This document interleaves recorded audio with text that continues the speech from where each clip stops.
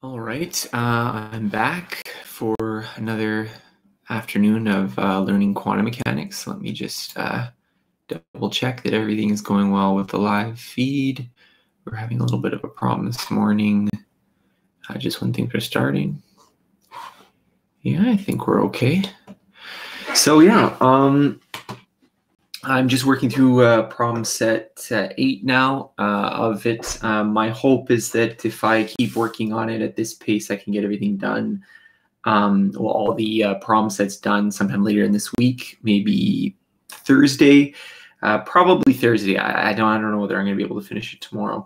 I'm trying to work more right now. I do have a little bit more flexibility right now in the moment. I'm thinking next week I'm going to have to do some work outside of this project that's going to slow me down a little bit. So I'm trying to put in closer to what I was doing during the MIT challenge, where I just wake up and I go and then take small breaks and go forward.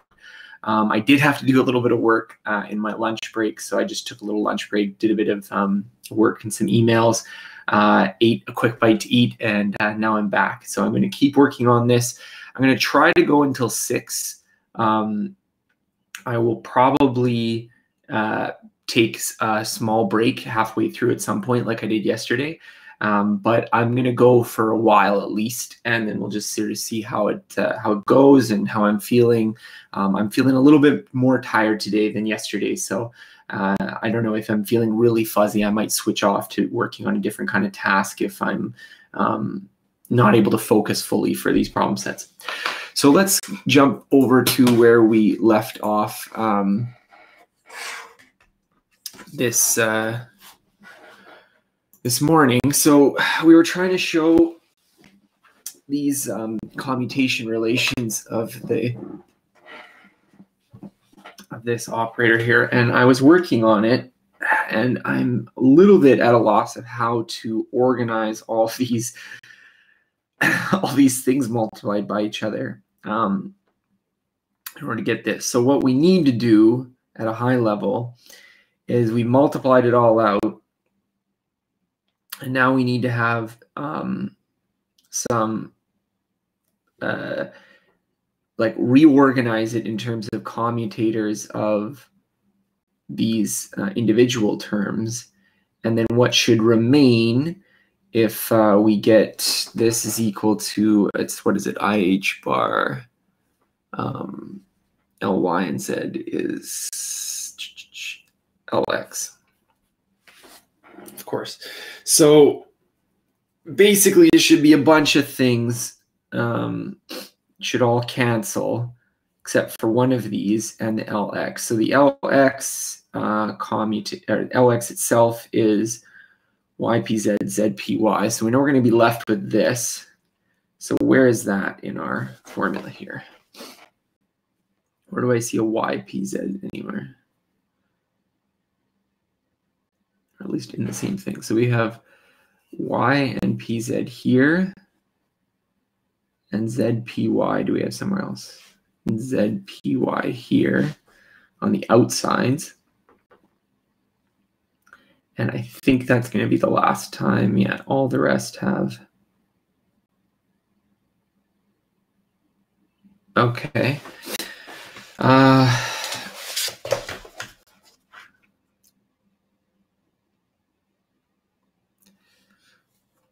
So I'm trying to think of how I can get this out, because these are in the middle.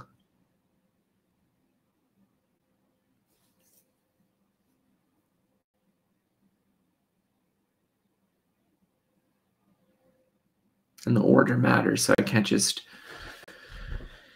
shift them around willy-nilly.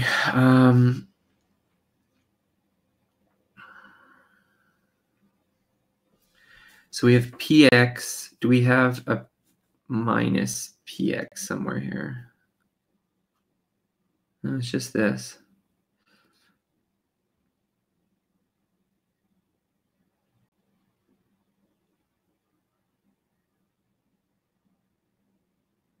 We have xpx.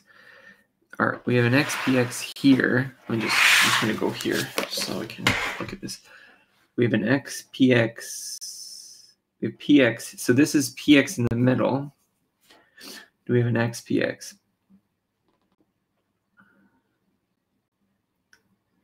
xpx. So we've got an xpx here and an xpx here.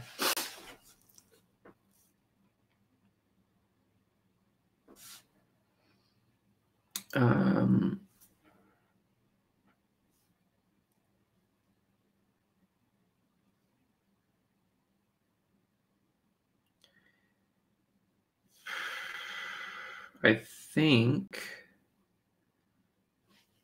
these are just inverted with each other. So can we reorganize those four as some kind of commutator relation? Let me just rewrite them up here. So we've got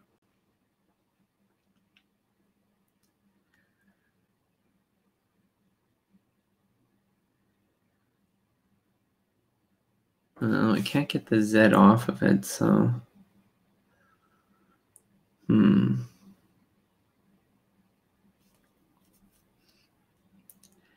I think we have to commute through. That's how we're going to get it through them, right? So we can commute through by, that's the key here, is commuting through. So let me, so we want to have this one. This is ZX. So we're going to have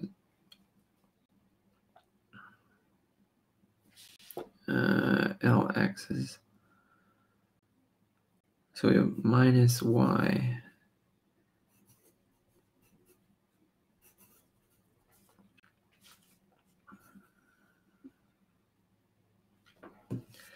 So if I take an overall minus sign to it,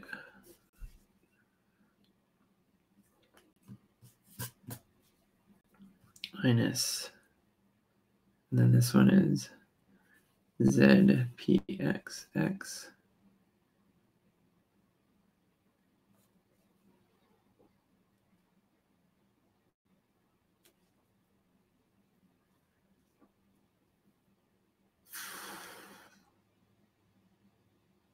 ZPY, right? And then we need to commute these through. So how do I commute it through?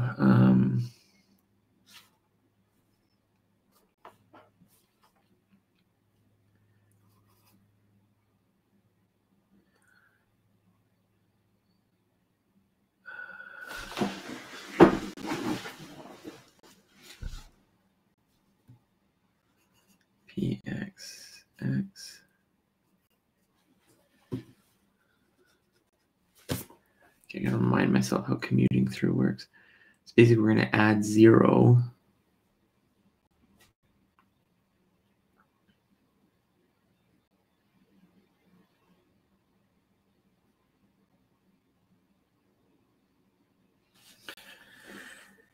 And that should get our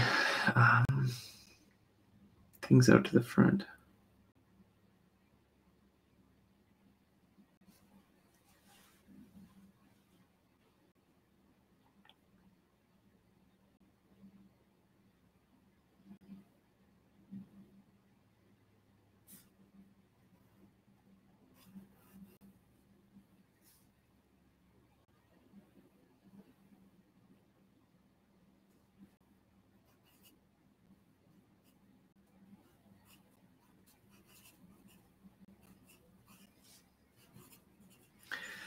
Something like this, right?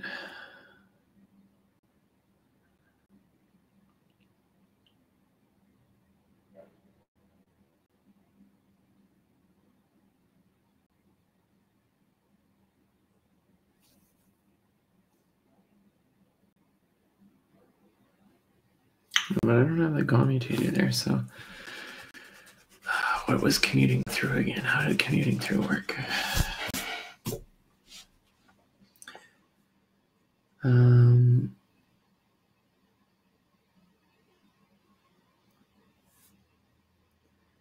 Is it more like Y, PX, X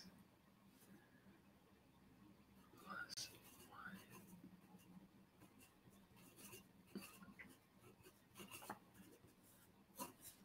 Something like this. And then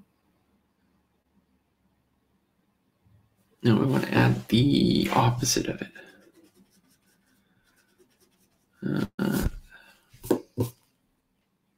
So we want to add px x y minus px x y. And then we get the commutator of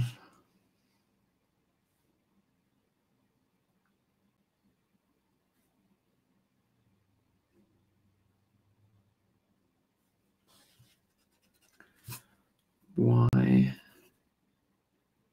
and pxx y pz, right?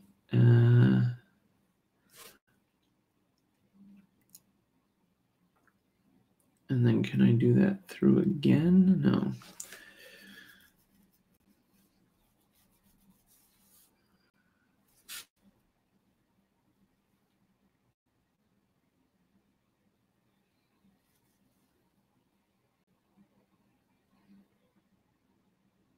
Not the commutator, this, right? And yeah.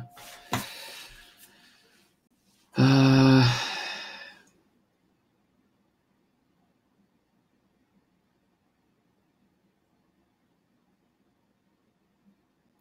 think I need to go one at a time. So if I go,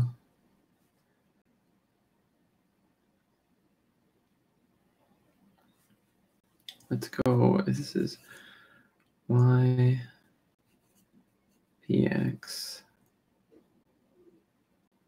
and I want to move the y1 in, so I'm going to go plus pxy minus pxy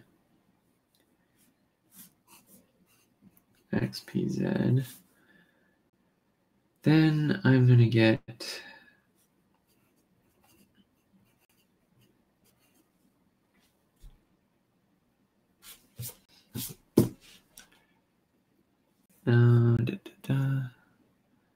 my px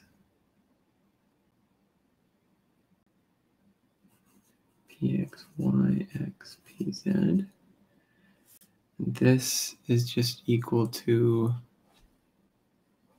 0, right?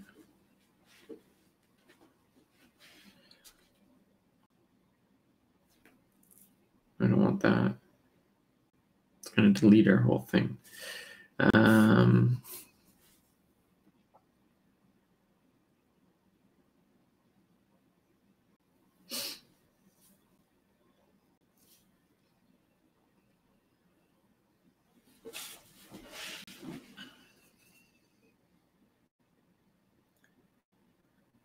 My px x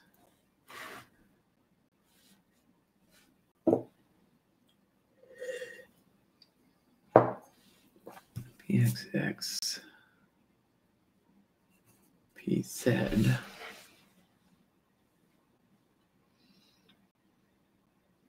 How do I want to move this through?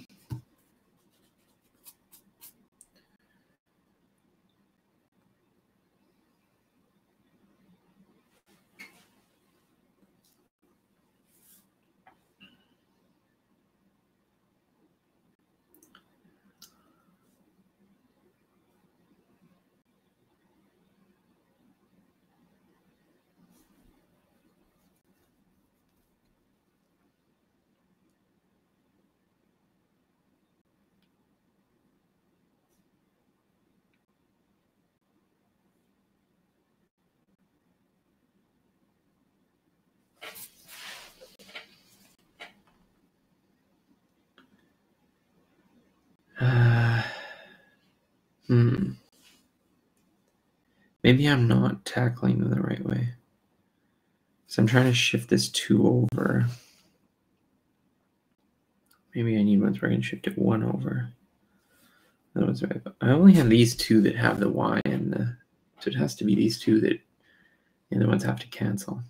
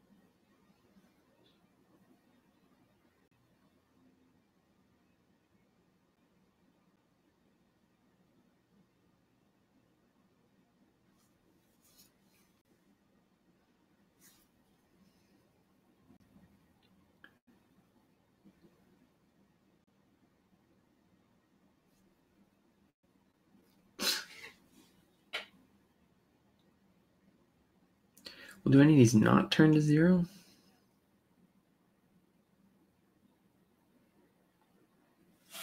I mean, let me just write the whole thing out again.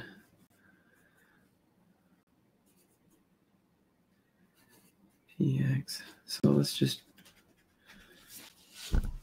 do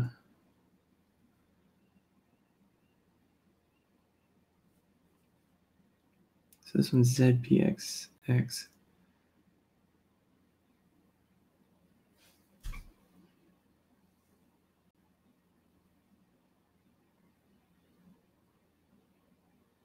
No. Okay. This is fine. I'm multiplying, but it's adding, so it's commutator y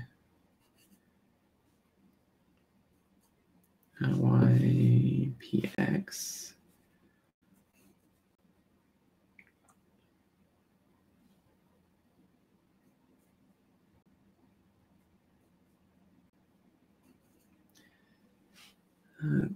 This is going to be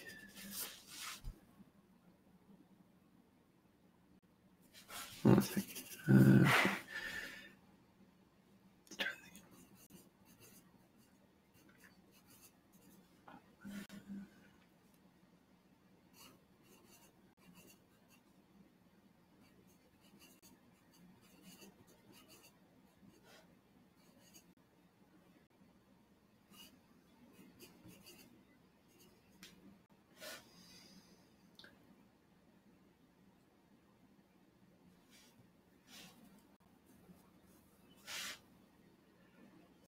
And so we have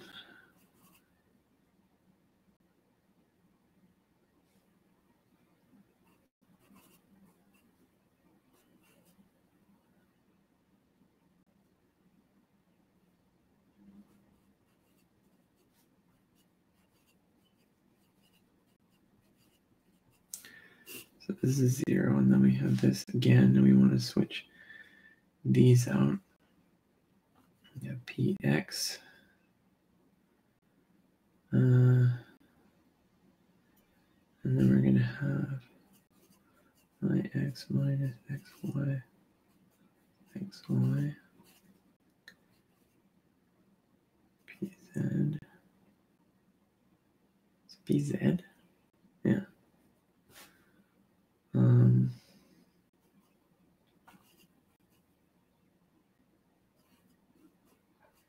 Yx.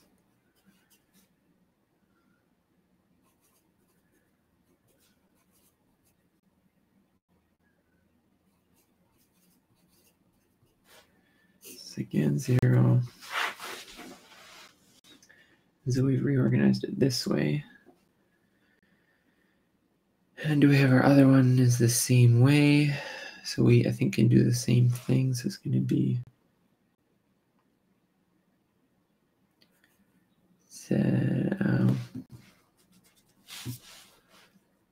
px x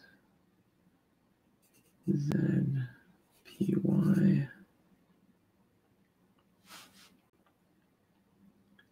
So you get px x.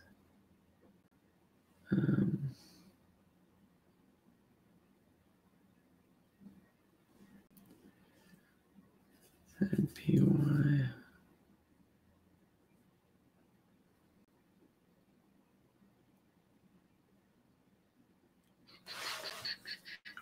Minus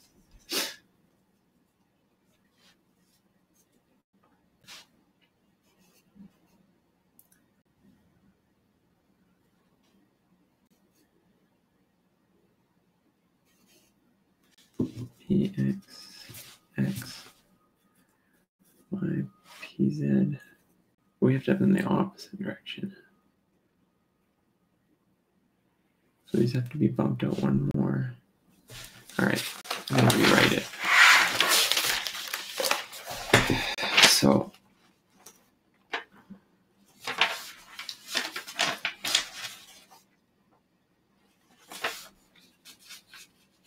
two terms here.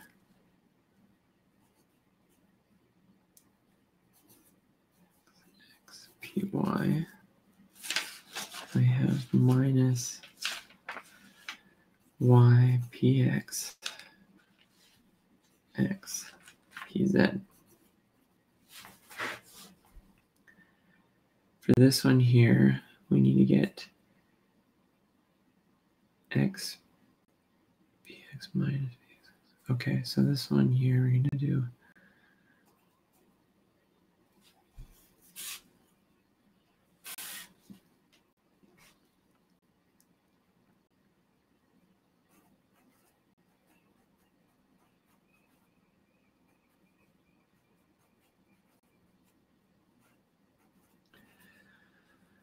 so we have z.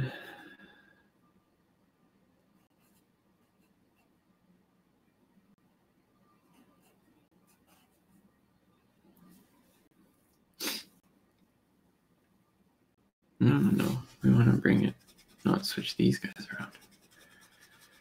We want to switch these guys around. So we're going to have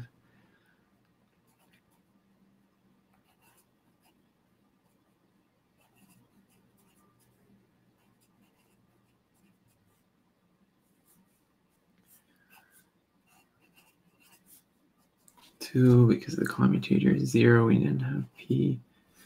So we have pxz x py minus, and then this one here, we'll do the same thing. We'll go y px minus pxy pxy.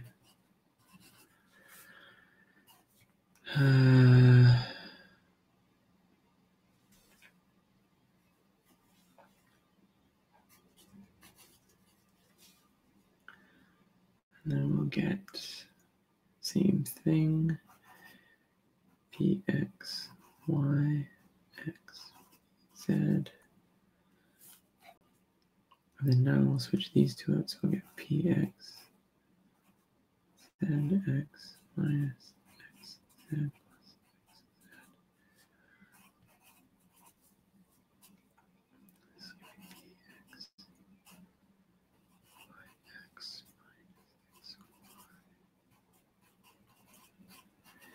Then we're going to have px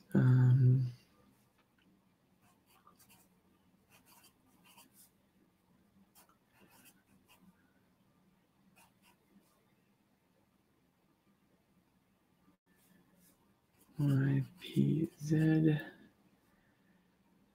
and we want this to be reversed again, so we're going to px x z py minus x px. But now we have an overall plus IH bar. Is that plus IH bar?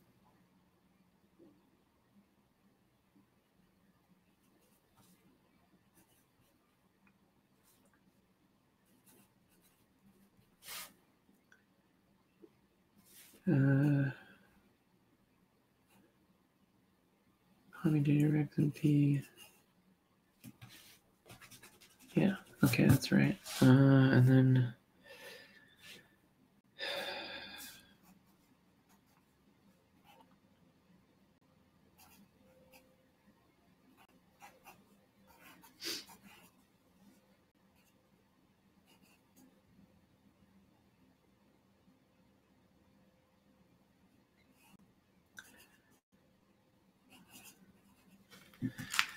this is going to be LX. Somewhere I've gotten something backwards, I think, because we don't want that second factor of IH bar, right?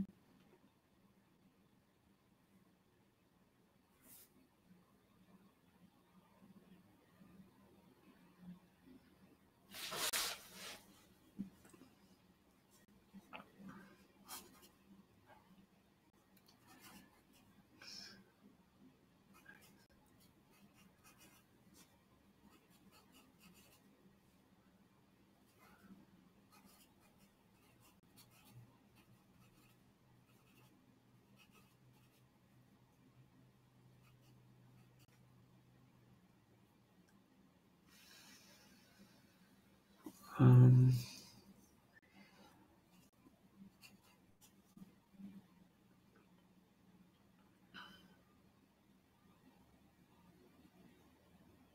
I don't think it's that simple because I've been just commuting through because there's zeros.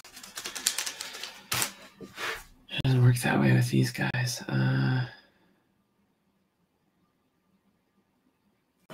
Maybe I can do it in a different order.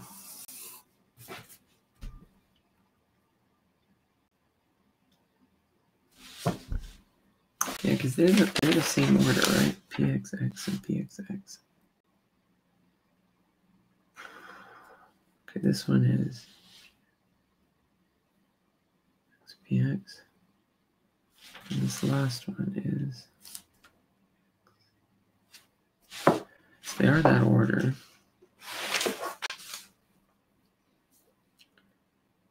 All right, let me just try this slowly. PX, X, Y, PZ. We're going to have PX, X minus X, PX, X, PX, Y, PZ. This is going to be PX and X.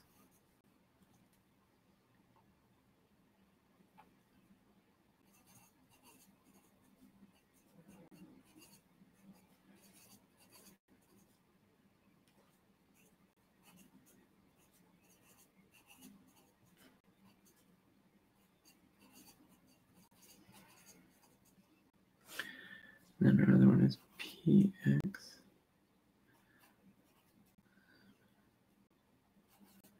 Y.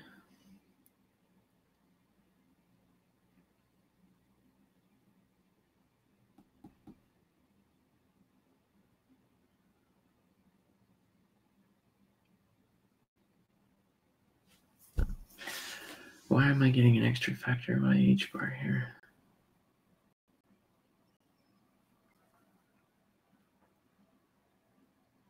Maybe they all cancel when you work them out this way. So is there anything I can do here?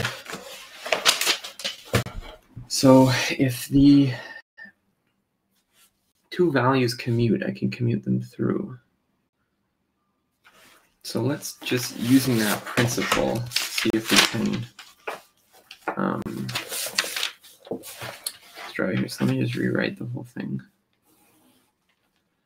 So Z PXX PY minus Z PX Y PX minus X PZ X PY plus PZ Y PX minus X PY Z PX plus X PY X PZ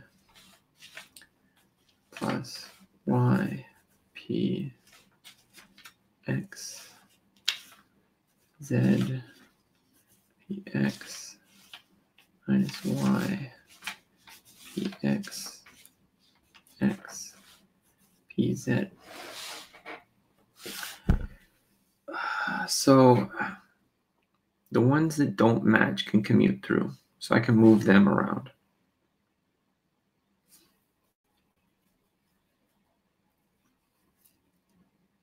It's just the ones that don't that I can't. So if we reorganize this as, well, we have Z PX X PY minus, let's say ZY PX PX minus, let's say XX PZ PY.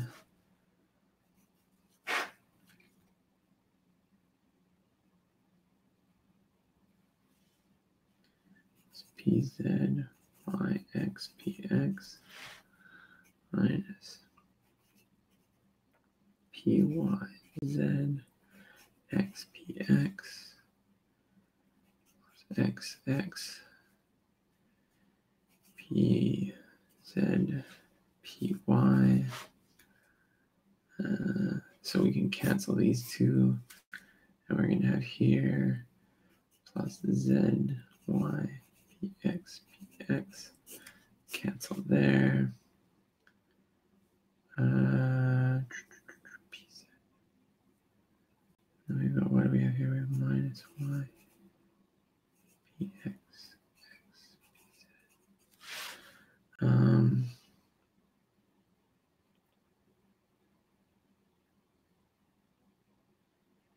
Z. No, this is XPX. This is XPX. This is XPX. Move XPX. I'll move this over. Z is PY. XPX. PZY. XPX. XPX, XPX. I'll write it on this page here. So, eliminating everything, we've got ZPY plus PZY minus PYZ minus Y PZ.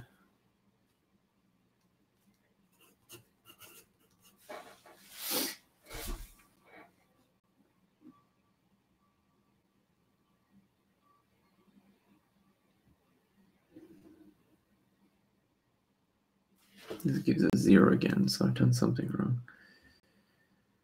Oh, this is such a mess. Look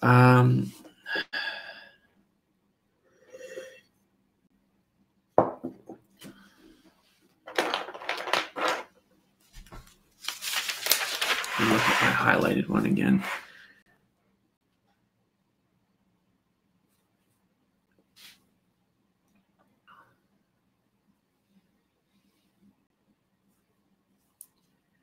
I should be able to shuffle these through each other if they commute, right?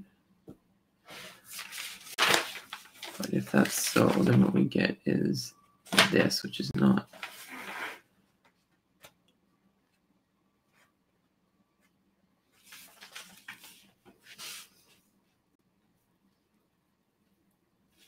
What was the final answer we were trying to get? We're trying to get LX is YPZ ZPY. YPZ ZPY. YPZ.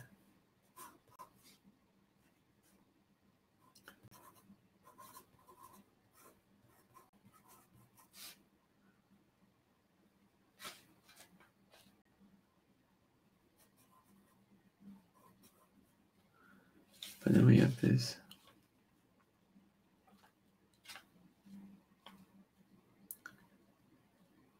PZYY.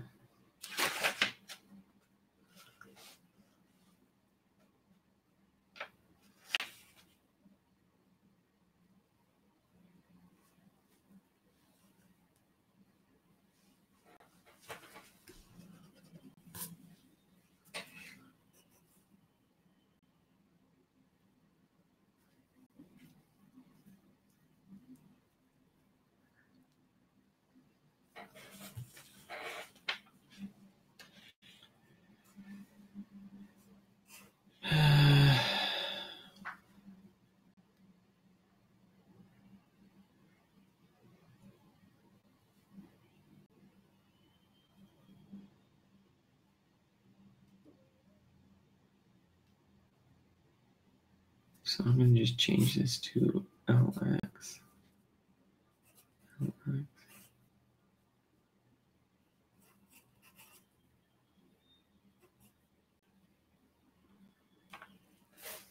So this is equal to commutator X PX.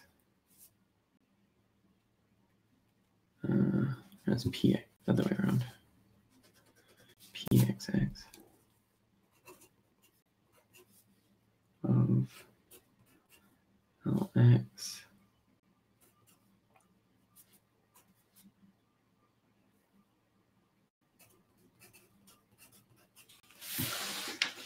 Yikes. I'm not going to do the other ones. But I think that's how that works.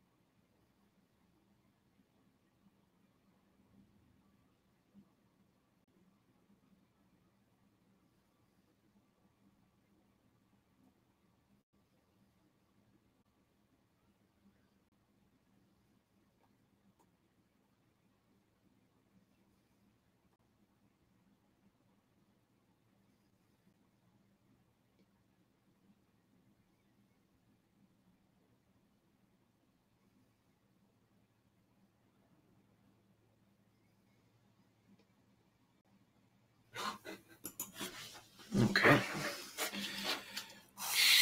And then we can do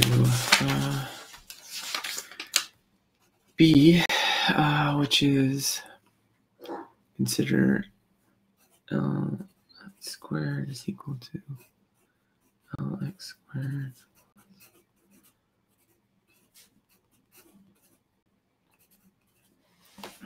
Using your results above show that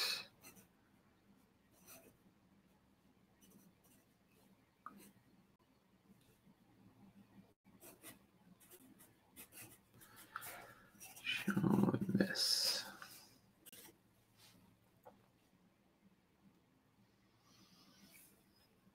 All right.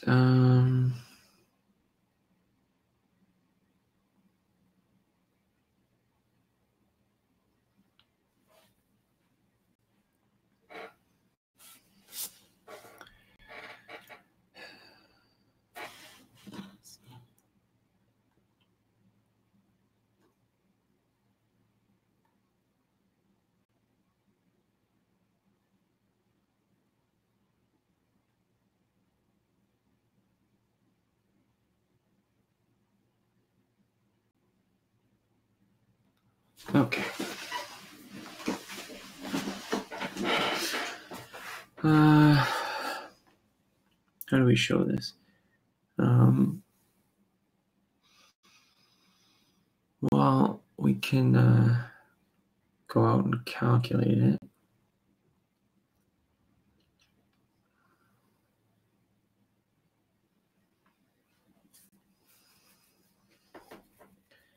It's going to be a bit of a mess, though.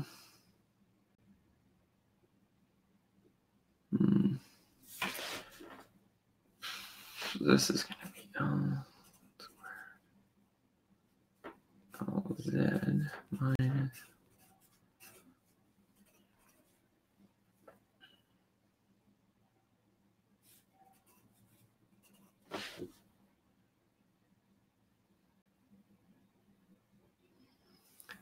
Is there any easy way to show that that's true?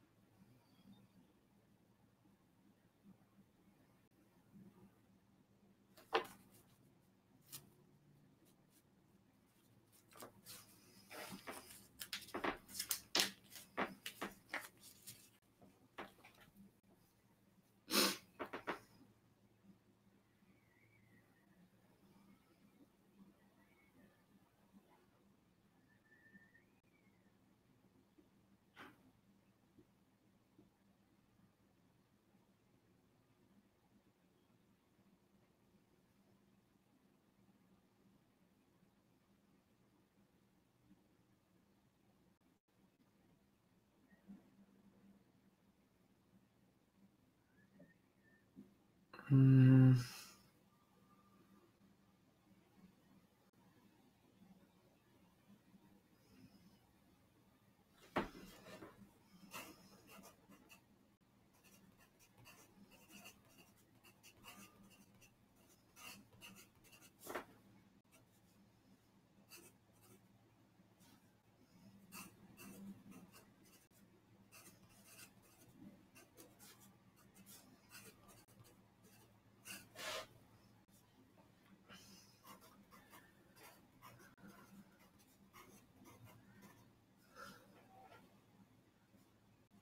Ly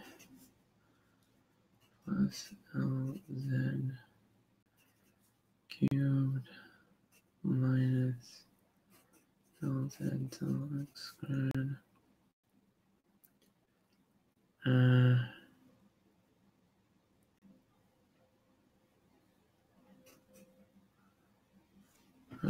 Minus.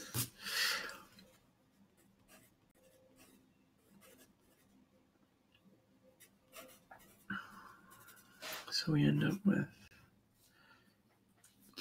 these guys cancel.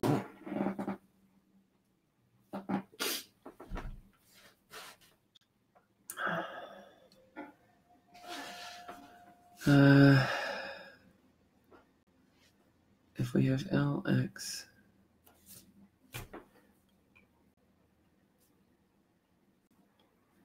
and we have Lx, Lz, we can represent as Lx, Lx, Lz minus X, L. And we went to the other way around. Zx, Zx is going to be equal to Lx, Lz, Lx. Plus what? Plus this commutator plus. What's the commutator of Lx and Lz? It's IH bar Ly Lz. How do I get the right direction there? X and Z is Z and X. This is going to be minus this IH bar. And if we do the same on this side, we move it the other way. So we're going to have Lz X minus Lz. That's going to be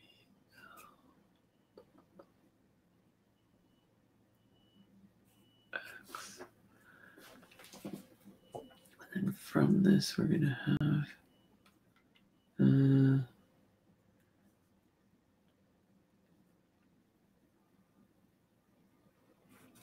Lx, Lz, Lx.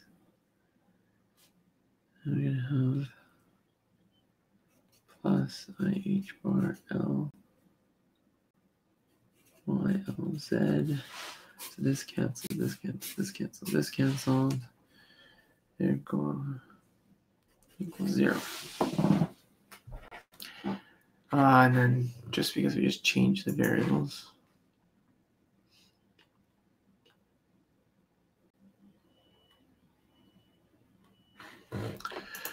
All right, C.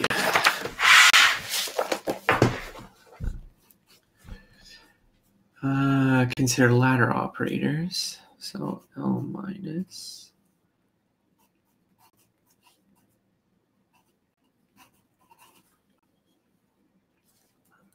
L plus Lx plus I to show that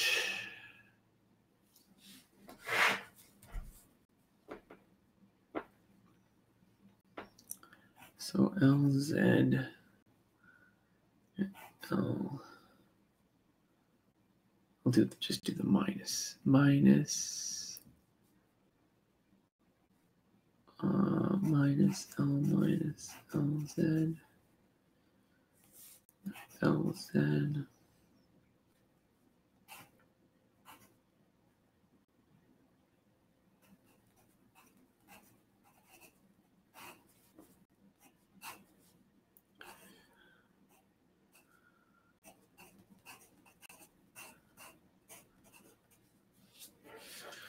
So what do we have here? LZ, LX minus I, LZ, LY minus LX, LZ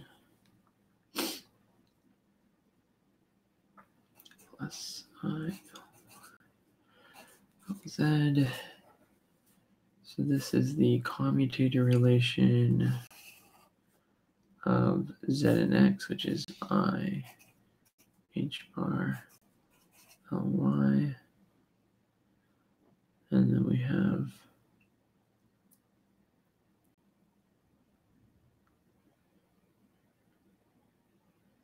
is it IH bar? Yeah, IH bar Ly.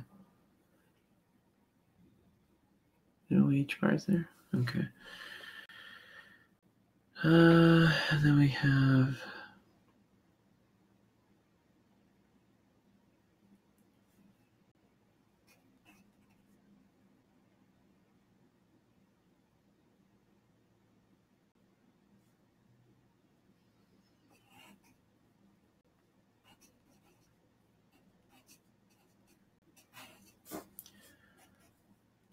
think of the IH bar Ly.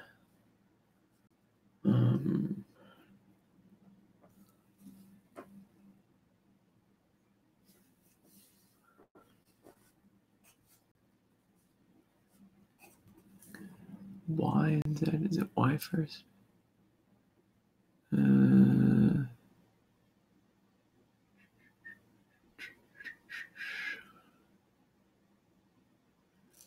Commutator. What else? IH bar LX. Bar LX.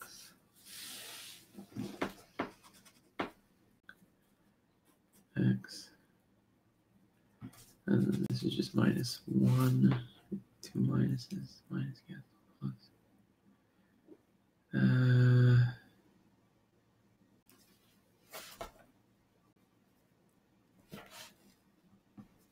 How am I getting? I have this H bar here. I don't have it there.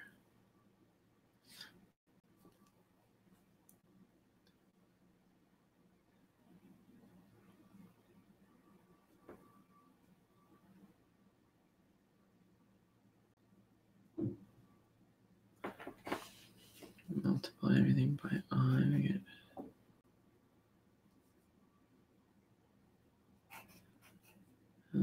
X.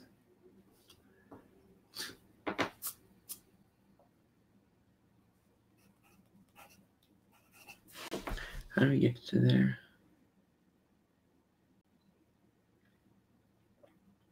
Divide by minus H bar.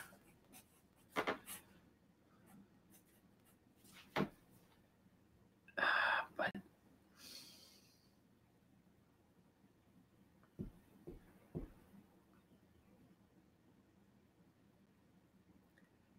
I forget something. Why is there no H bar there?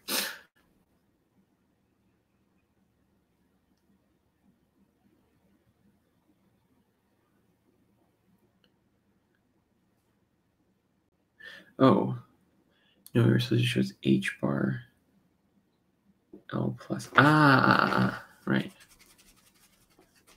So this, right. I'm doing the wrong thing. So we have equals, factor out the H bar, and we have factor out the minus H bar, we have Lx minus ILy. Okay, yeah, all right. What properties of the eigenvalues of L squared? Oh, and L squared, we want to do plus this is equal to 0.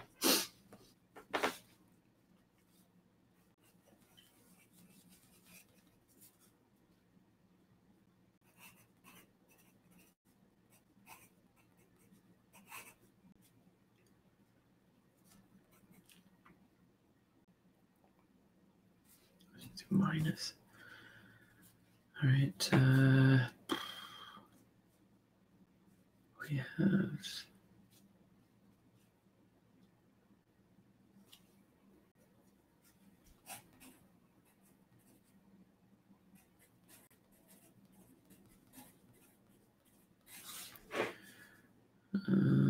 L minus x.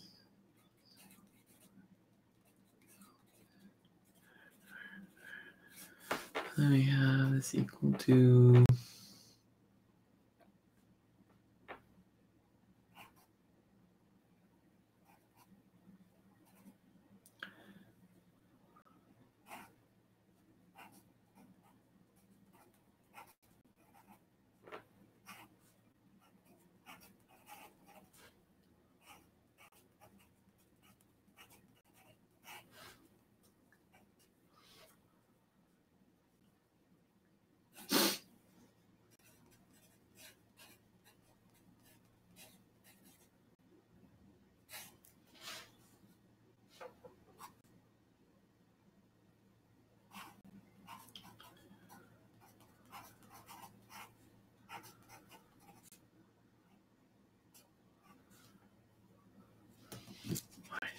minus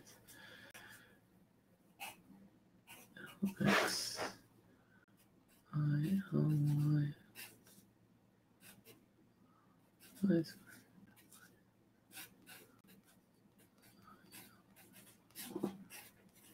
z squared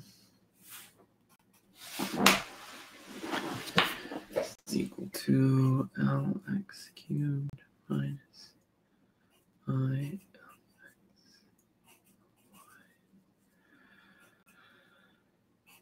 Ly squared Lx minus I Ly cubed z squared Lx minus I Lz squared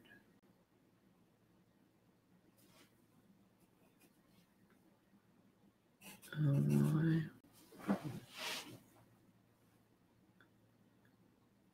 And then this one here we have a minus Lx cubed plus I Lx squared plus Lx squared.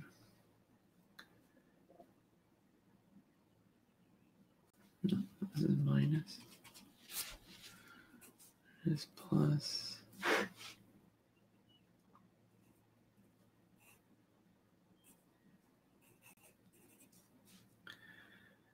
Minus Lx Lz squared plus I Ly z squared. And cancel these guys right away. And then commuting through. I'm going to get these guys in the middle. What do I have to do to get them in the middle? Well, to get this one in the middle of this, we have to do the opposite of what we have to do for this. So these guys will cancel. They'll all cancel.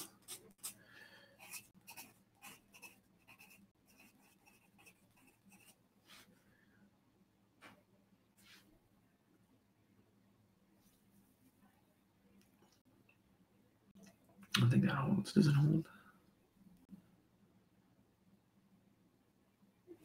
Let's just do it on one to check.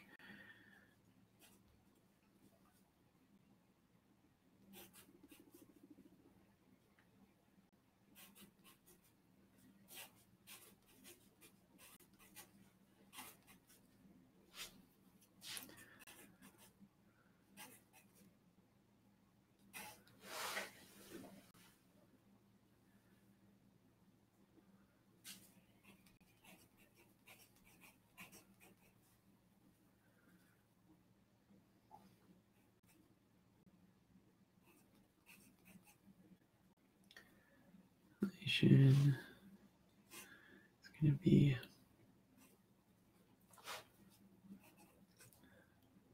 IH bar. Which direction is it going to be? We have to move this over here, so it's X and Y. X and Y is going to be positive LZ. And then if we do it the other way, got I, L,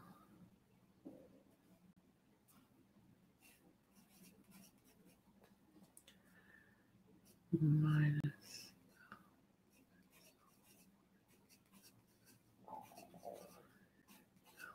LX. And then we take this one here.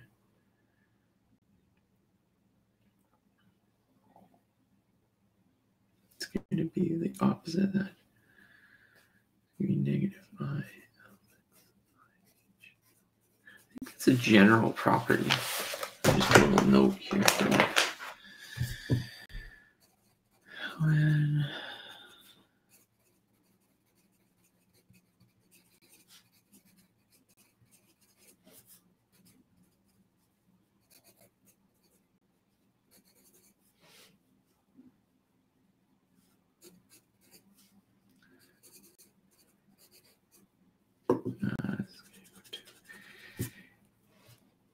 A, B, A.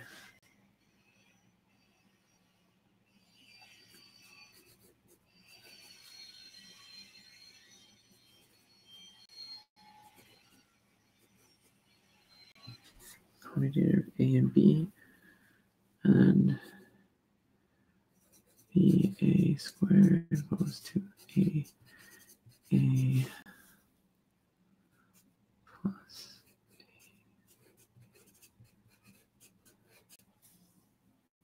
Is that right? Did I get the order right? A,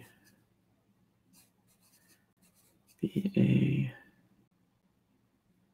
so AB minus, we want, this is going to be A and B.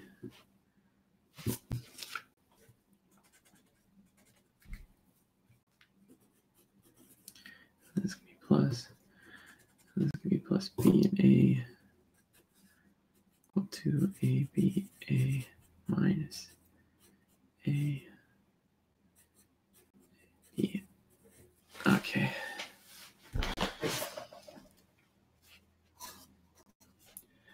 For these, always cancel. Okay. That's a useful little aside. All right. Let's go on to question 4. Eigenfunctions of L squared and LZ. In the previous problem, we exploited the commutation relations among the coordinates and their momenta to determine the commutation relations amongst the components of angular momentum.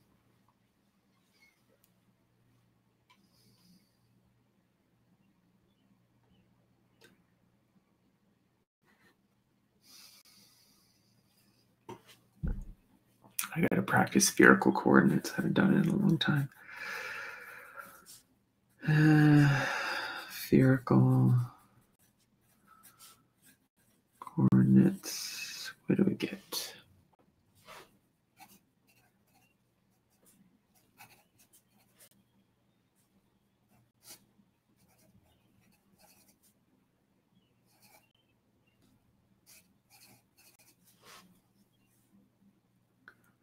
Is plus or is...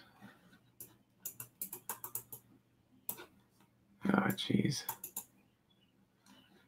This is missing stuff. I'm gonna try loading it on I'm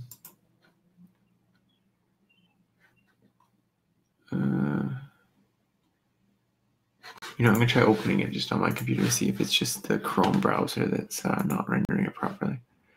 So this is problem set 8.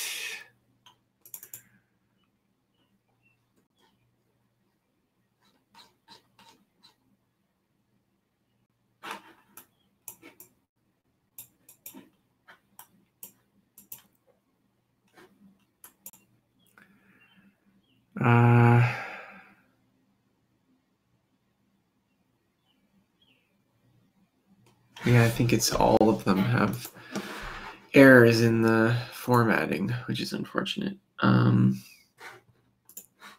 don't think it's just Chrome not rendering it properly. Oh, let's see if I have that here.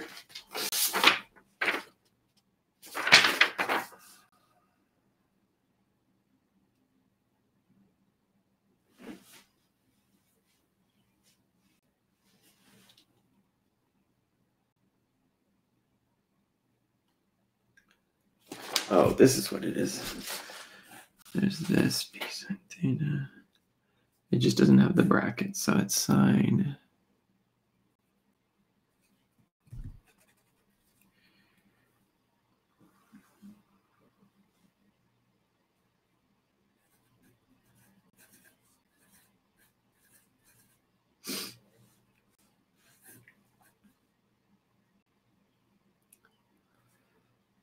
Over I squared theta.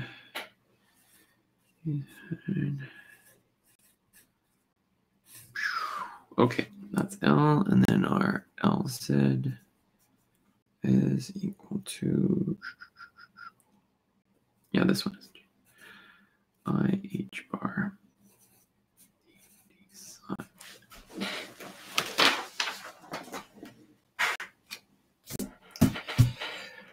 All right, the first few spherical harmonics take the form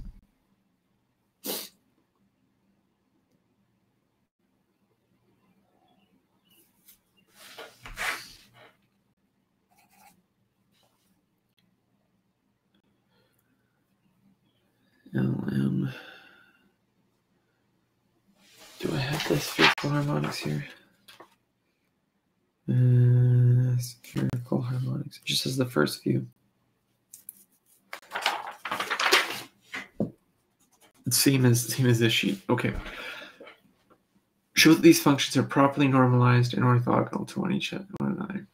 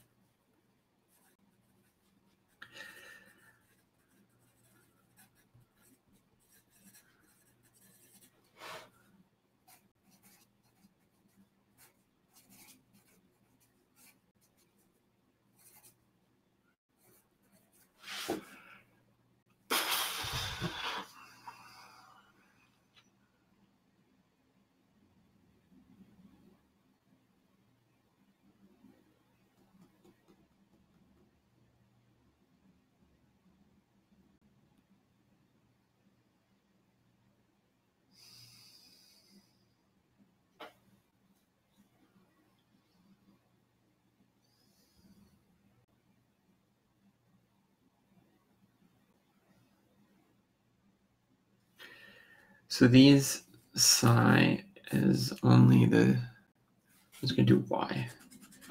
So y of LM is theta and phi.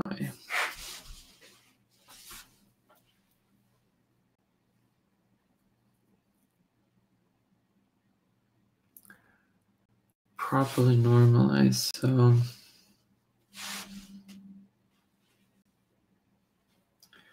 I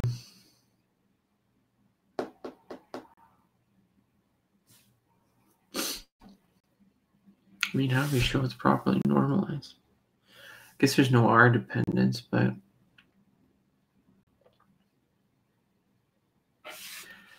as we're doing like this,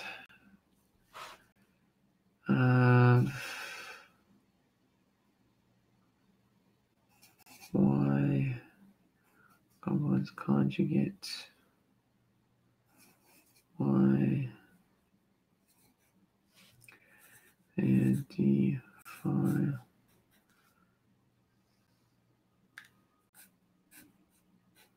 That's what we're trying to show. How do we show that?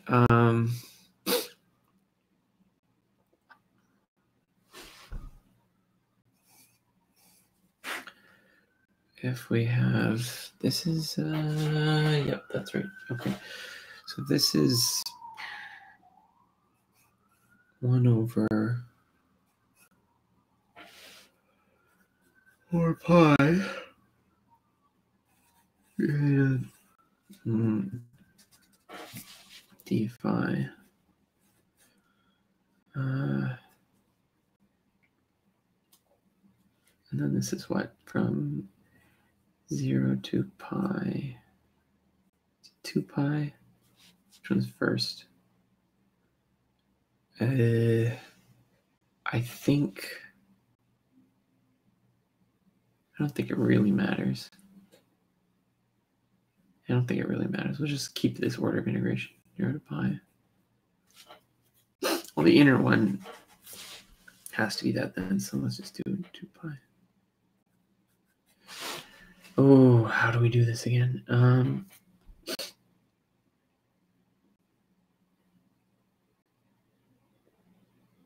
It's not just d phi, though. It's sine. Is it sine? Cosine? Let me just draw it out again.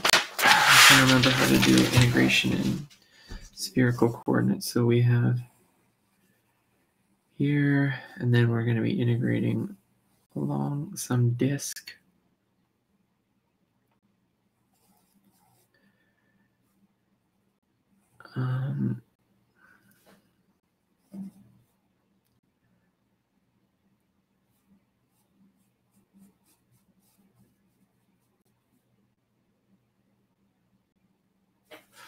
This might be something I have to look up. Integrating along spherical coordinates, we've got, in general, it's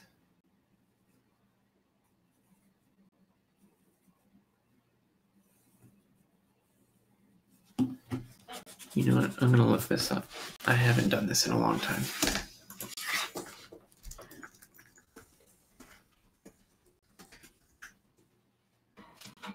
All right.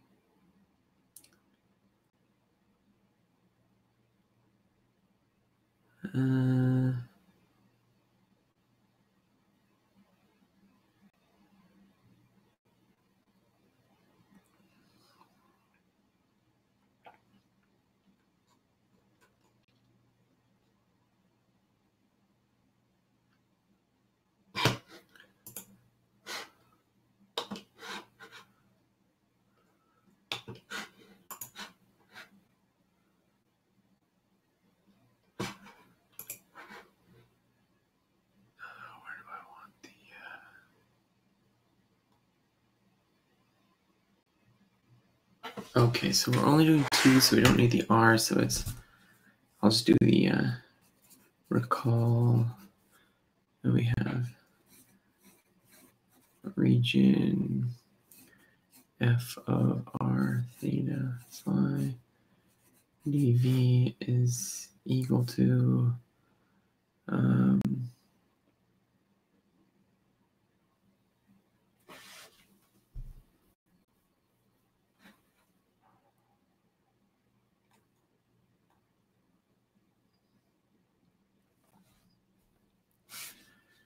equal to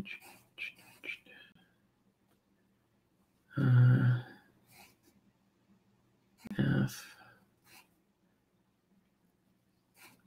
dr r d theta and then r sine theta d phi. Which one's phi? I'm maybe using the other way around. No.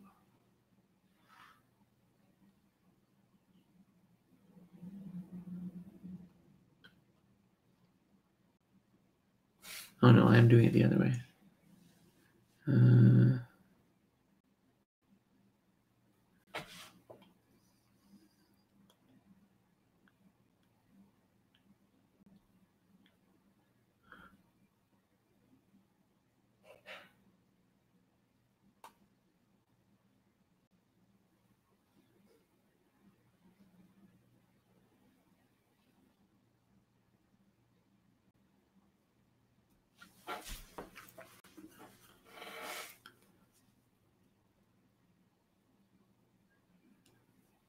R is the length of the radial line. Theta is the angle around the z-axis. So we have this is inclination. And this is around z. This is r sine. D theta? No. D phi. D theta, right. Okay.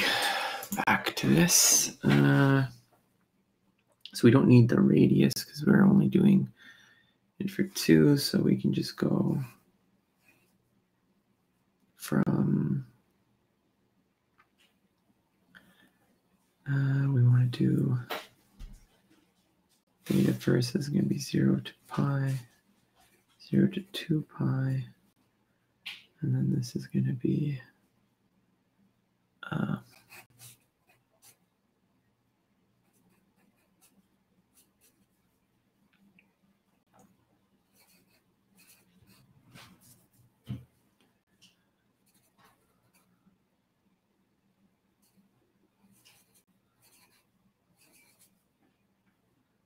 sine phi theta, sine, no.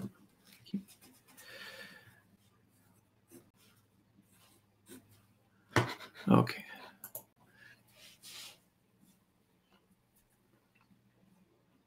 So this is going to be equal to 0 to pi of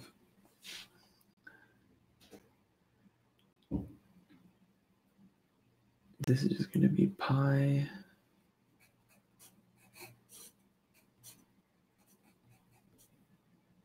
right. I think we can just take the pi upstairs here. This is just pi by 4.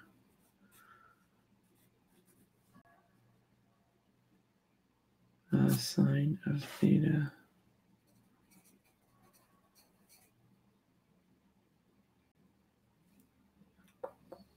sine of well, this is going to be sine of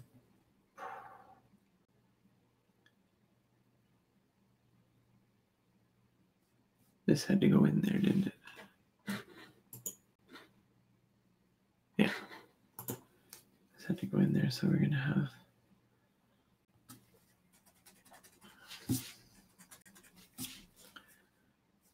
cosine of theta. We're going to evaluate at pi and 0. So at pi, cosine of pi.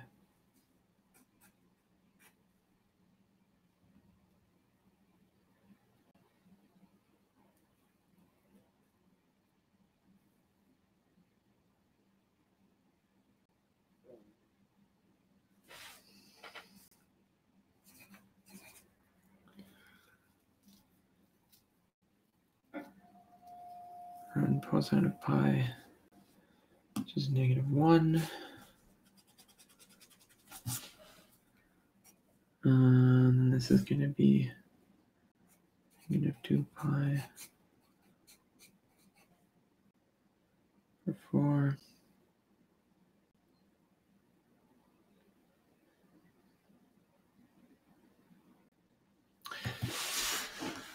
Oh, this is supposed to be 1. Damn it. All right. Let's go through this slowly again. 0 to 2 pi. 0 to pi. Sine phi 1 over 4 pi. E phi e theta is going to be 0 to 2 pi. Oh, I forgot about the sign, and then I tried to do it after. So it's going to be cosine phi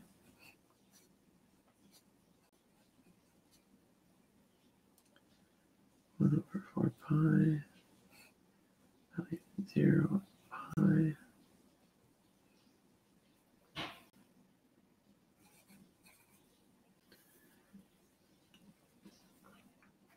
It's going to be equal to,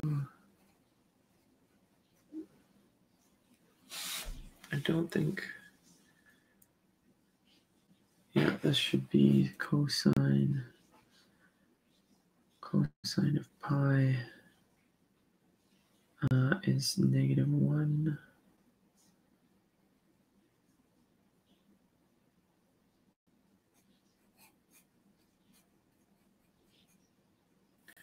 Four pi d phi, and we have it's equal to this is equal to -1, which is -1 squared is equal to 1 normalized. Just try the other ones just for practice.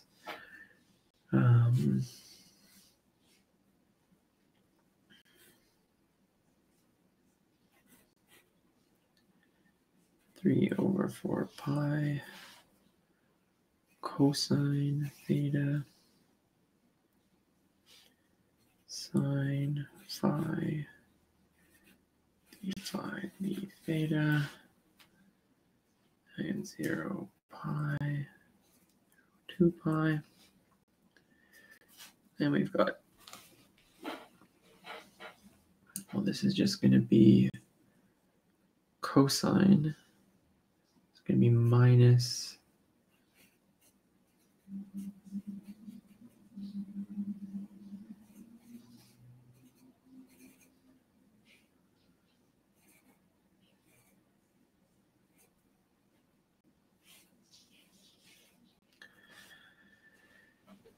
and then this is just going to be cosine integrate is going to give us a minus sign, so we're going to just have sine theta pi 0 minus, oh shoot, getting 0 here.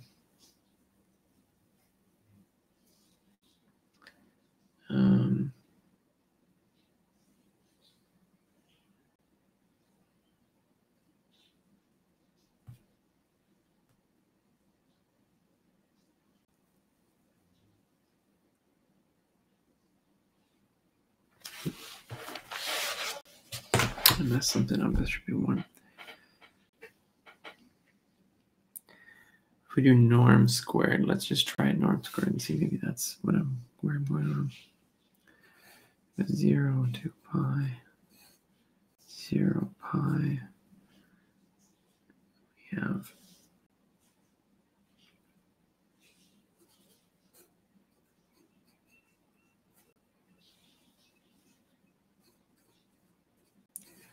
sine squared theta sine phi. I don't think there's any, yeah, there's no imaginary components to that, so it doesn't matter. D phi d theta.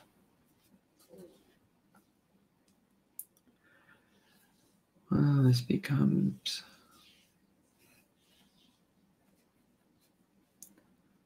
of 3 theta of sine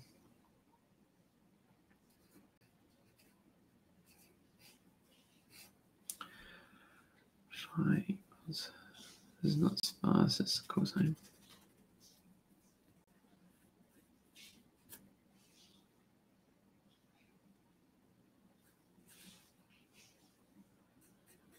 Pi, so an overall minus sign.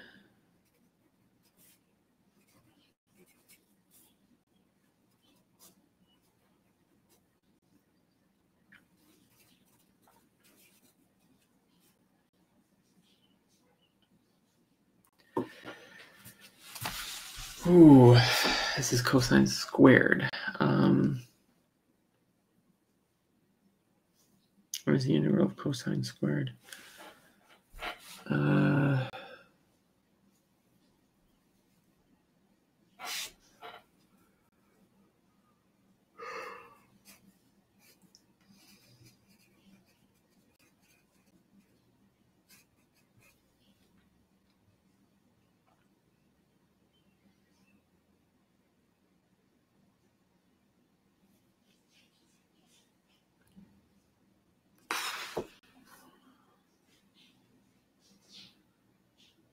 would give us that?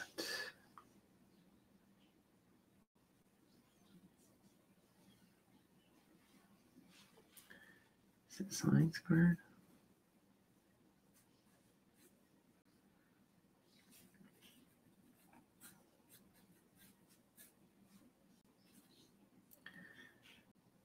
General tells us this is going to be sine x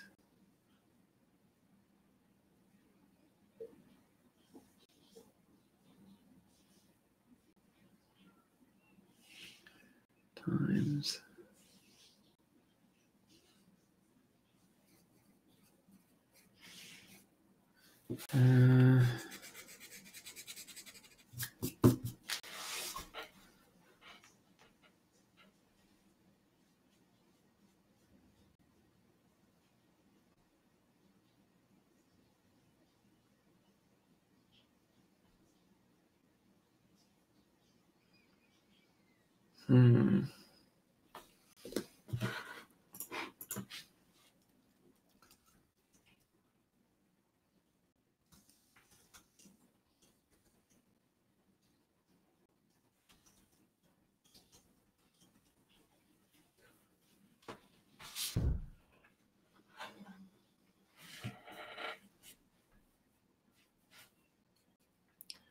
is equal to 3f pi theta plus sine theta cosine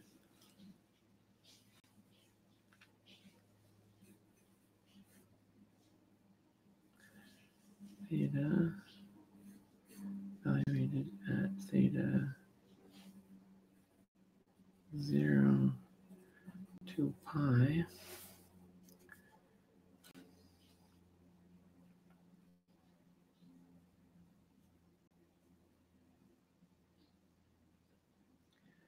is going to have 3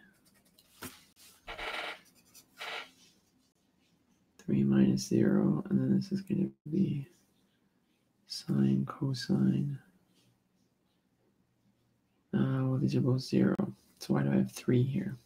It's too much. Made a mistake somewhere.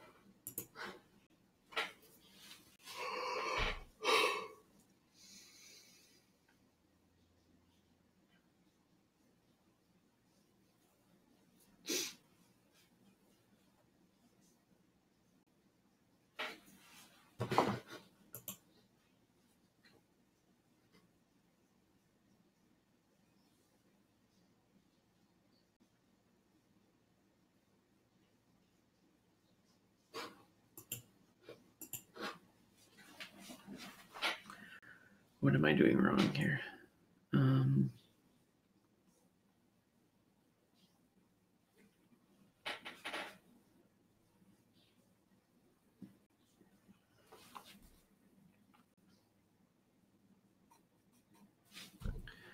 Minus sign there.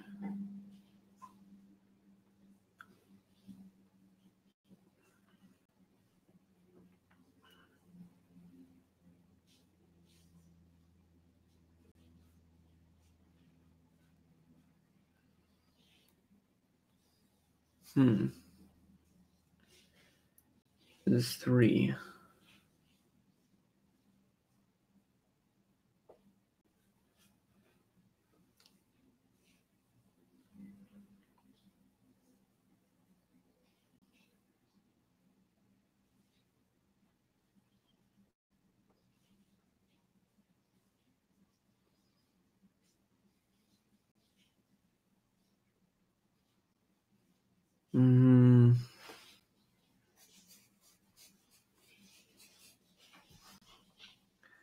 Let me try I want to try this again.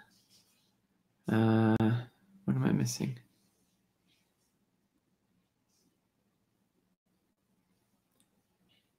Three over 4 pi. 3 over 5 pi.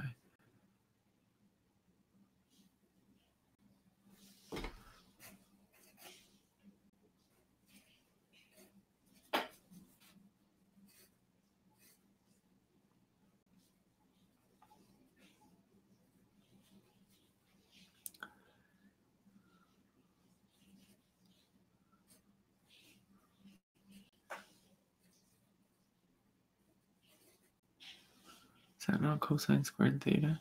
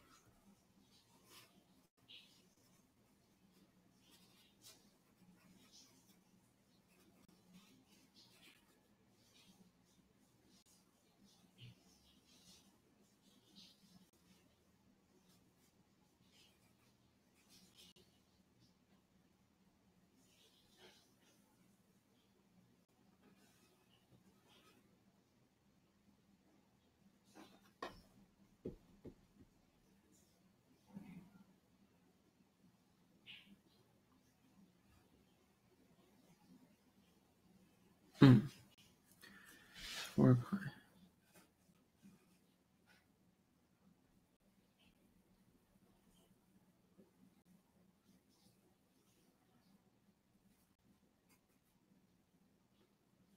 To what?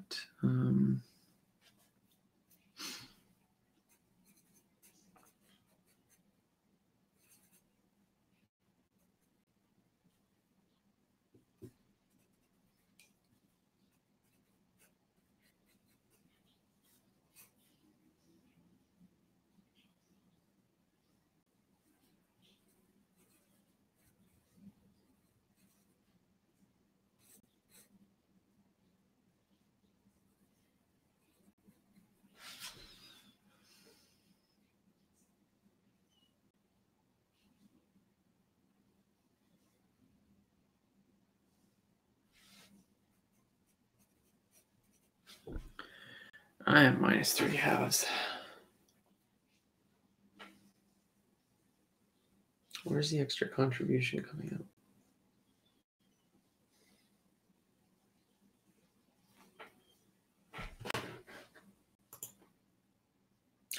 One half. Oh. Yeah.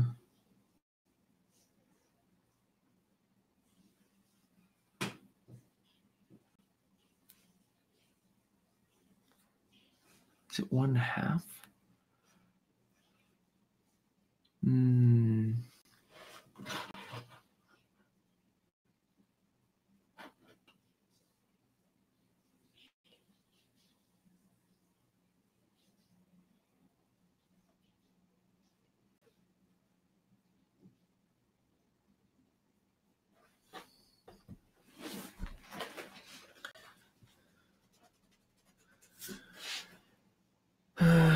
What else do we have? We have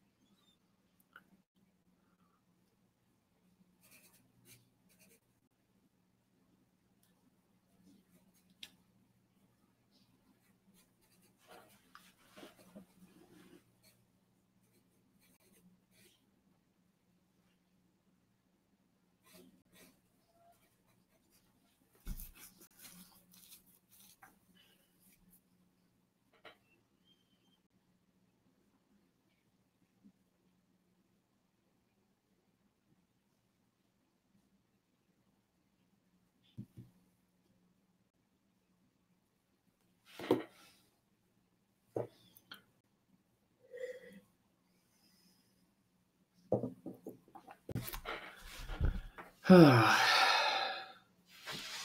I've gotten a few comments here. What do you advise to solve hard inequalities? I think they're the same as any other math problem. Develop algorithmic thinking. Well, it's not so much algorithmic thinking. You just have to think of it in terms of there's a lot of patterns that you need to know and recall. And so what I'm doing here is I'm trying to learn all the patterns. So it really breaks into little pieces. There is problem-solving strategy. So I don't want to just say it's just about memorizing things, but it's really hard to solve a lot of problems if you are missing pieces. So you'll notice me saying that a lot when I'm in the chat. What am I missing? What am I missing? Because the only reason these problems are hard is because I'm missing something. I'm missing a piece of the puzzle that you need to solve it. Have I developed the ability to concentrate for 3 hours straight? I don't know. For me, I feel like I do have to have some discipline to sit here, especially when I find the problems frustrating. And my attention kind of waxes and wanes. But I find for the problems, I mean, they stay challenging, so they stay on my mind. So I do keep at it.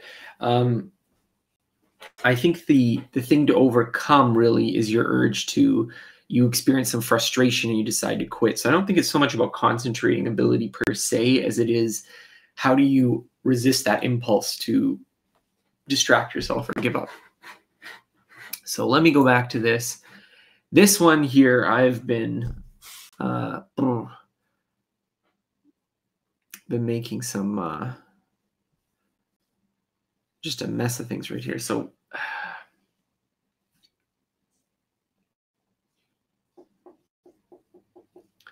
I don't understand why my thing isn't integrating to 1 here.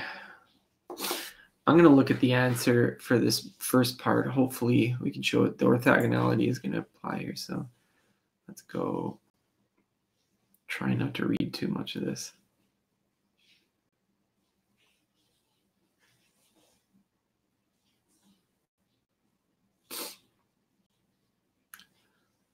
Okay.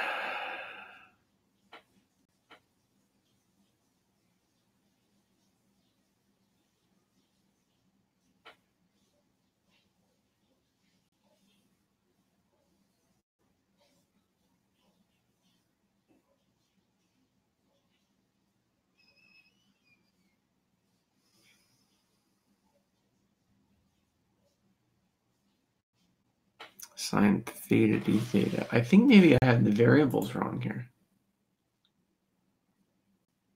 Ugh. Yeah, I think I flipped around the variables.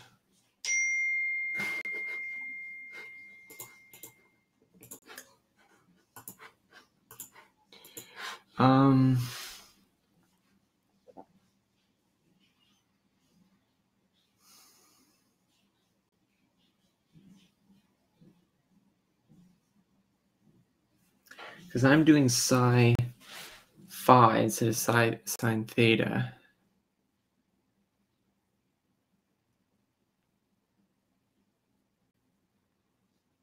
Yeah, I think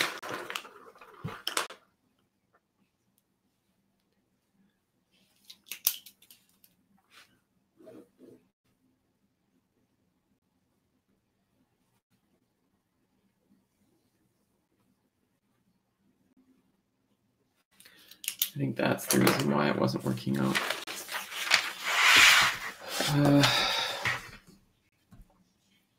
So let's try it again. So we have y 0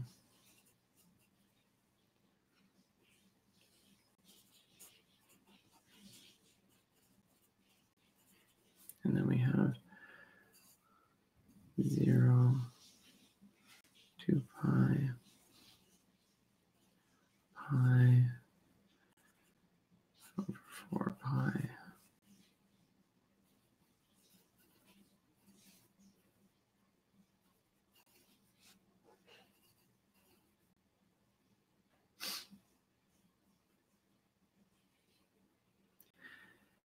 d phi d theta d theta d phi d theta d.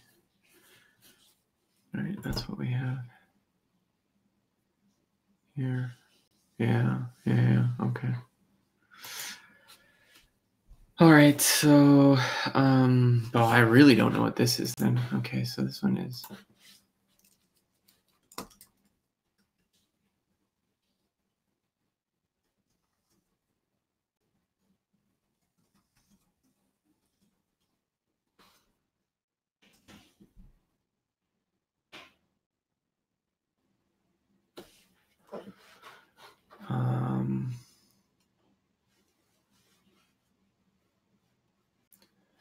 Equals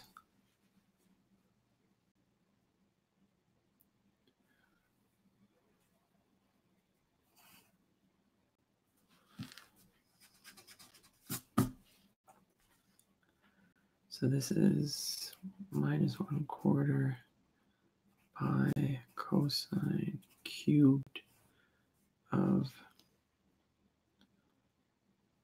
theta 0 and pi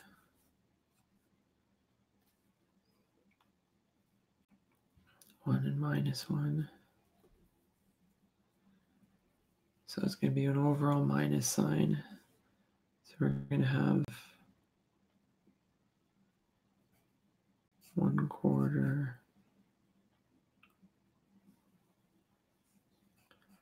pi, and then this is 0 to pi d phi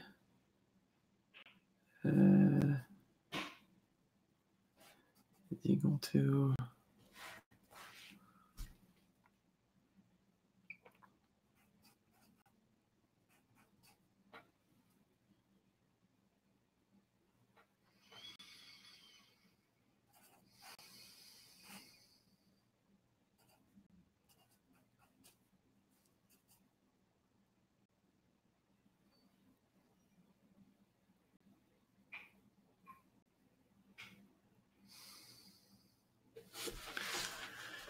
oh, that doesn't look right either.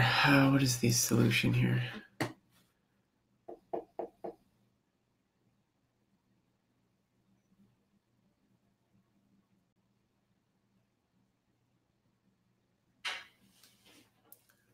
Sine d squared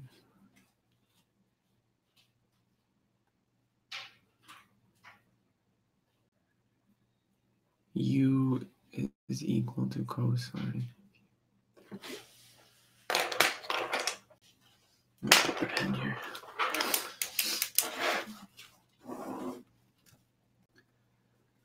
Substitution.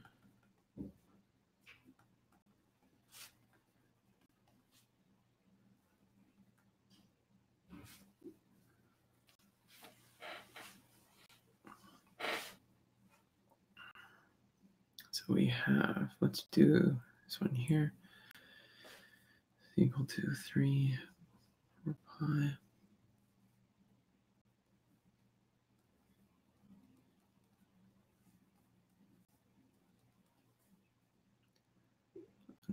D phi. Then we have sine theta d theta cosine squared theta.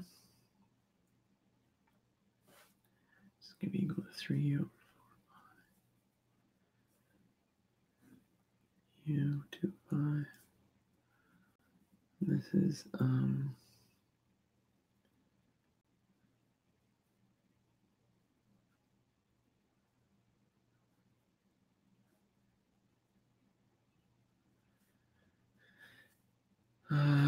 u squared sine theta d theta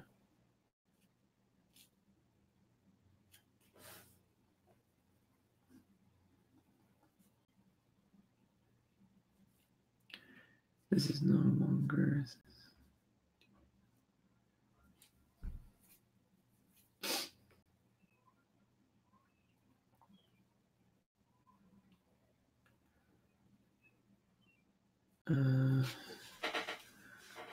derivative value. This is sine theta. This is changing to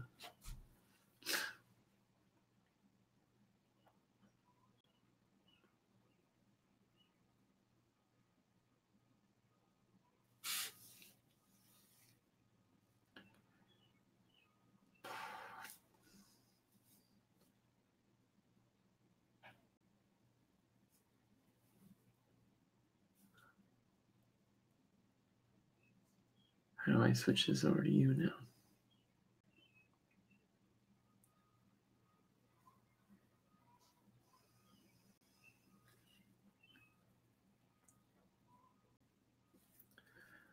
This is going from, this is now, this is now,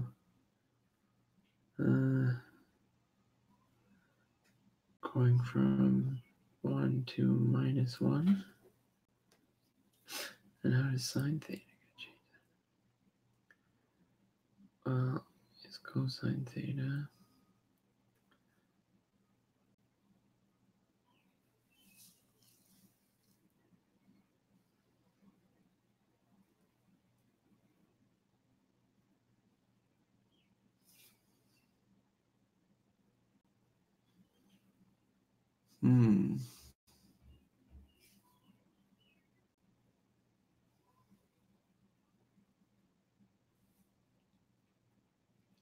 How do I flip this over?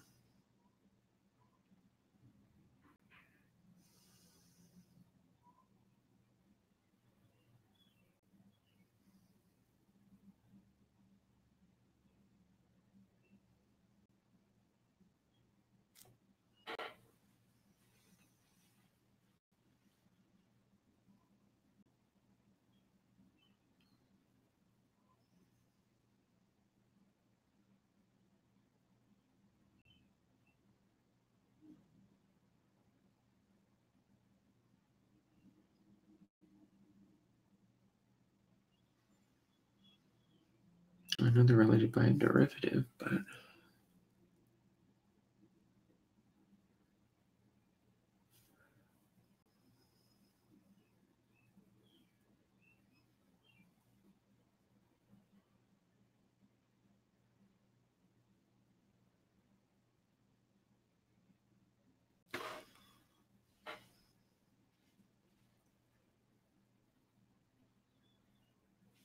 I guess I can just go, this is equal to sine theta is equal to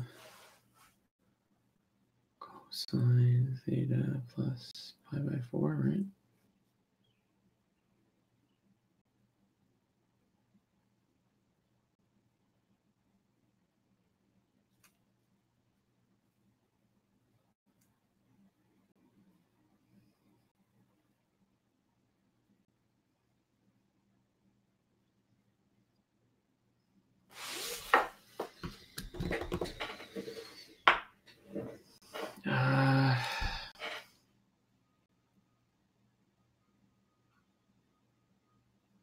What's the right way to do this? We have pi by 4.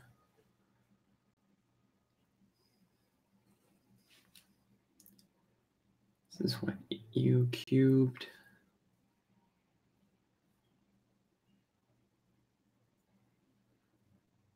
u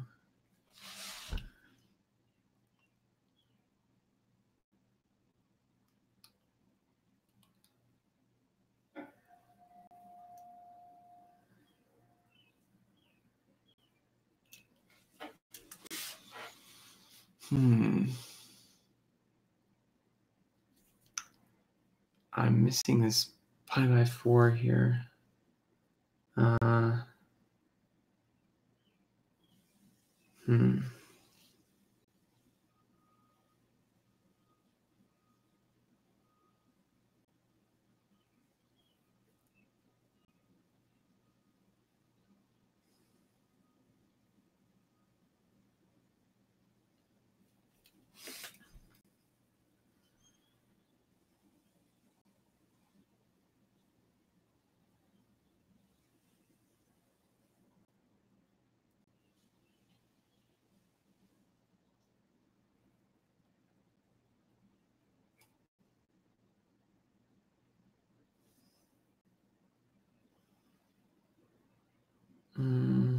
I think I can just, I can't just take them out.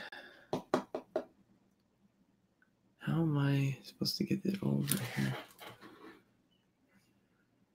No, they don't do it here for me.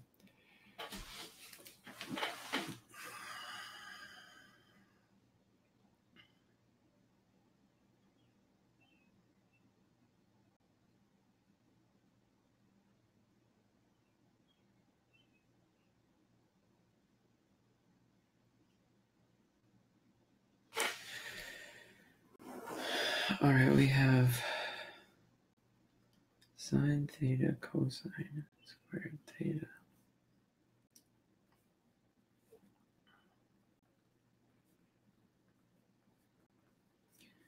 This is the same as saying cosine theta plus pi by 4 sine squared theta.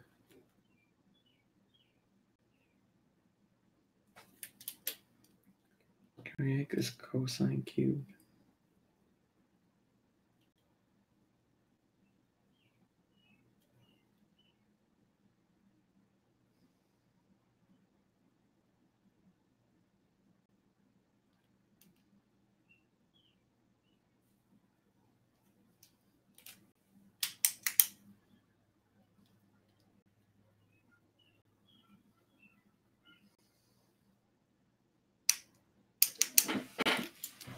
Hmm.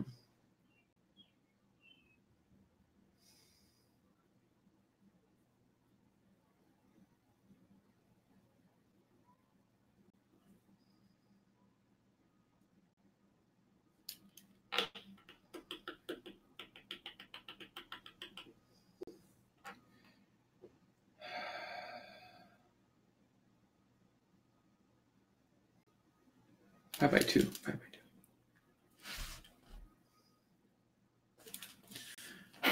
Pi by 2. What am I doing? Pi by 2.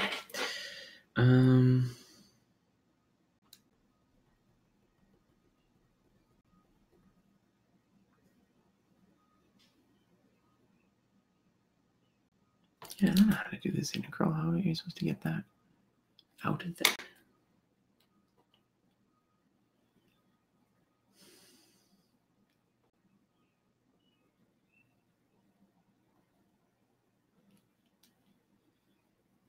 Yeah, okay. I'm just going to leave a note. Need practice.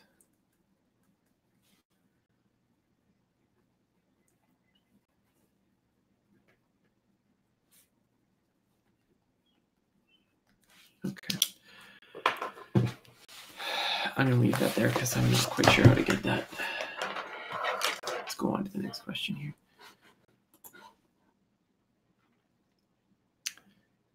Normals and orthogonal to one another.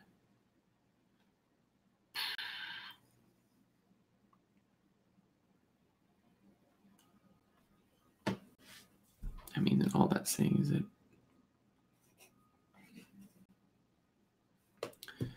why? Let's say I'll just do 1 for argument's sake. Do 1, 0, and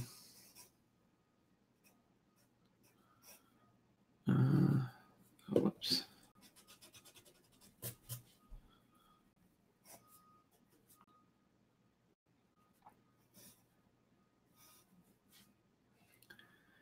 And let's say we have these two combined.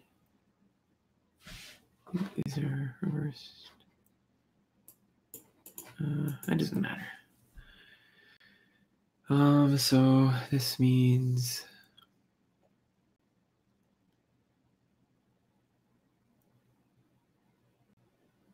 (3/√4 √8 pi).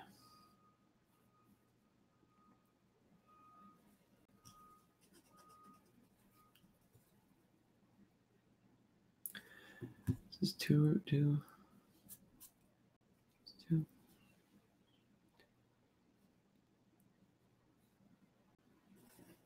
That's 4√2. I just changed to 4√2 pi. 4√2 pi. then this is going to be cosine theta sine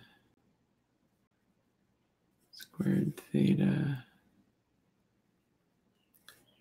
e to the I this.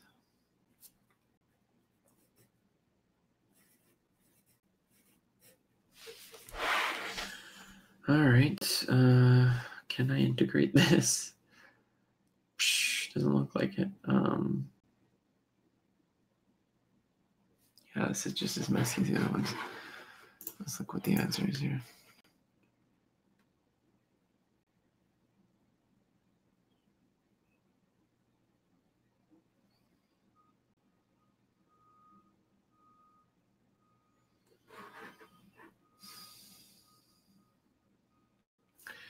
I guess this is separable in theta here. This is separable in here, so we can do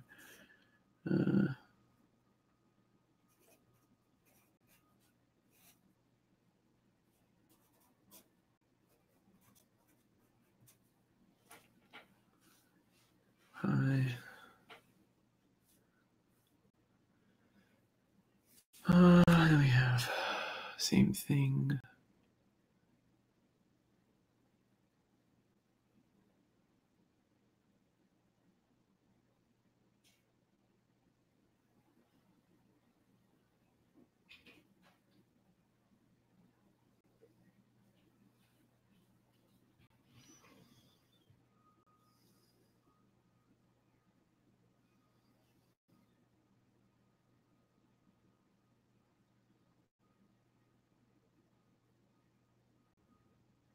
Why do these both become? Oh, that's all right. Here we got sine squared. Yeah.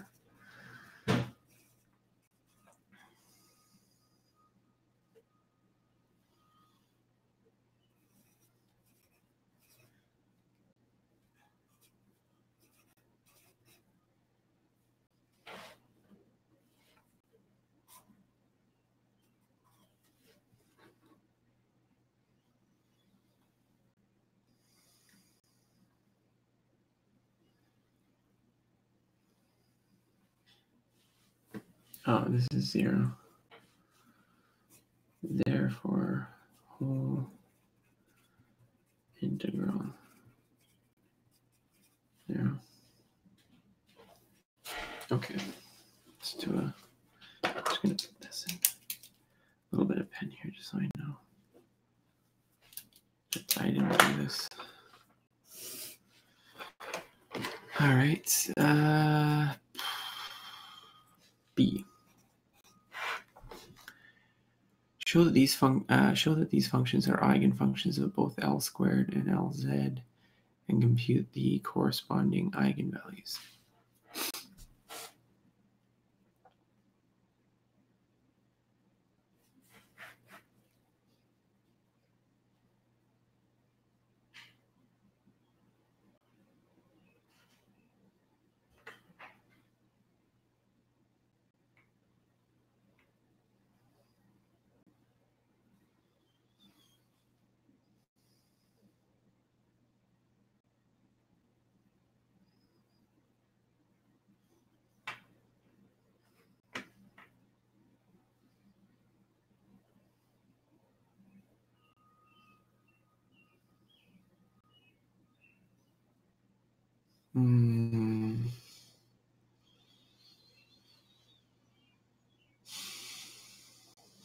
Okay. So if we have L squared, I'll just put Y. YLM, we should get, let's call it lambda L squared LM. And if we do LZ,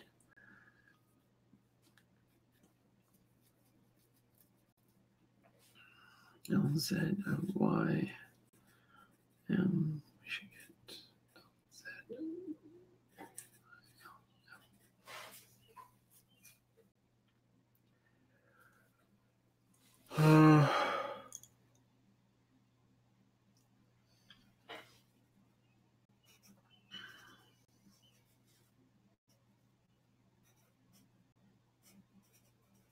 Is h bar over 2m? Just, oh, here we go. Oh, we got this spherical coordinates here. So we've got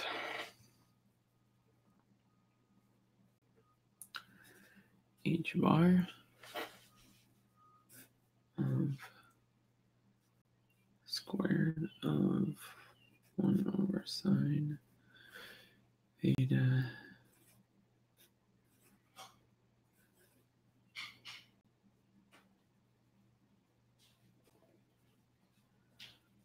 times theta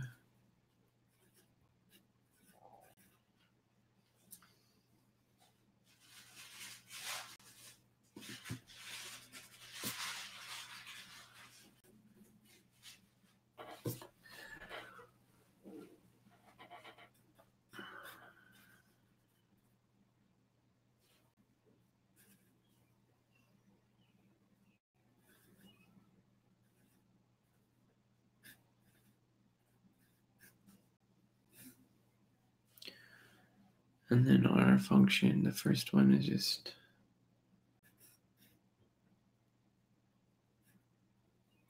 over 4 pi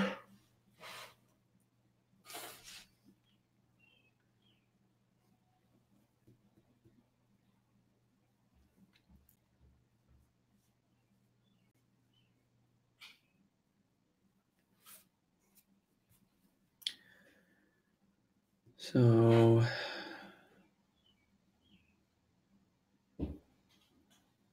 this is all 0.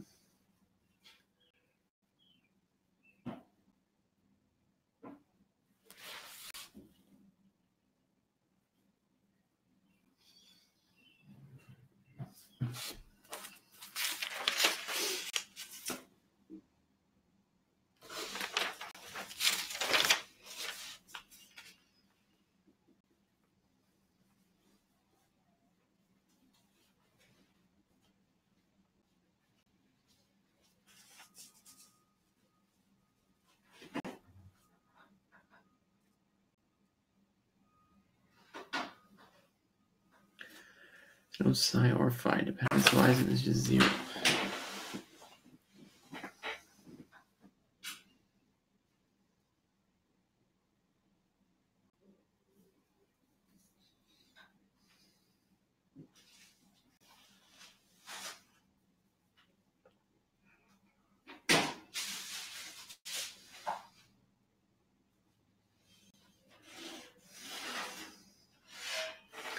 Okay, I'll put that one aside for right now. Let's try the other one. 3 over 4 cosine. So this one is going to drop. We're going to get minus h bar squared.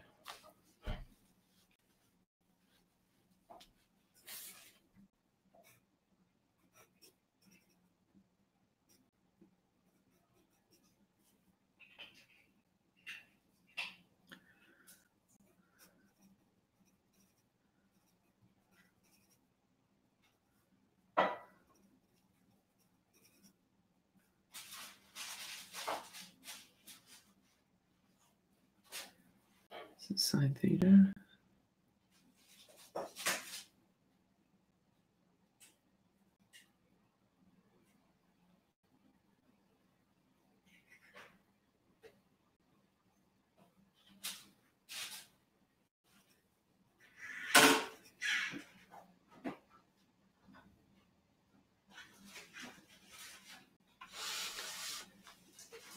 Second derivative phi, which is 0.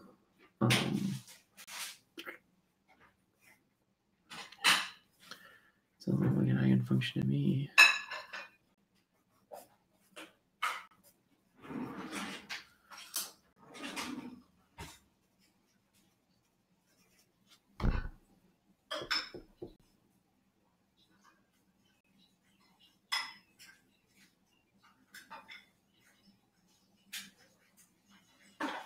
Now we have sine squared theta.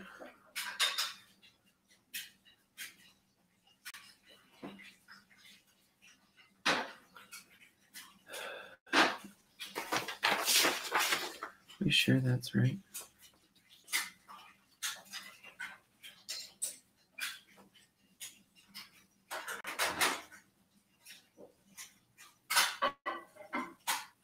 Why would these sine things just cancel?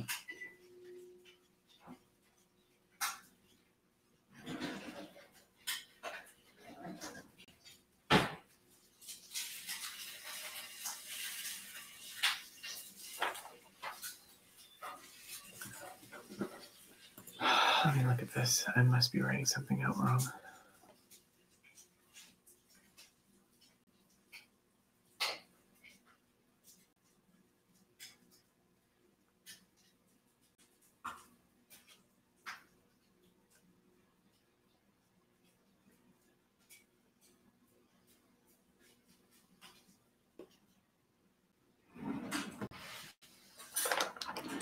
So that is 0.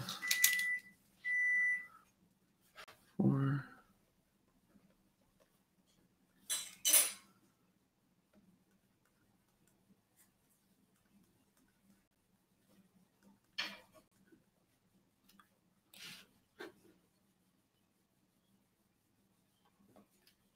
Two H bar squared.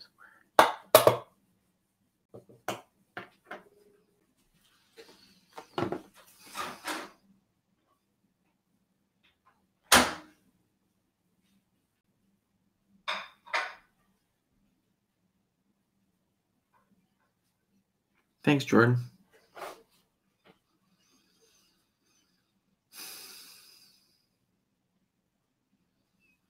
Doesn't make any sense to me.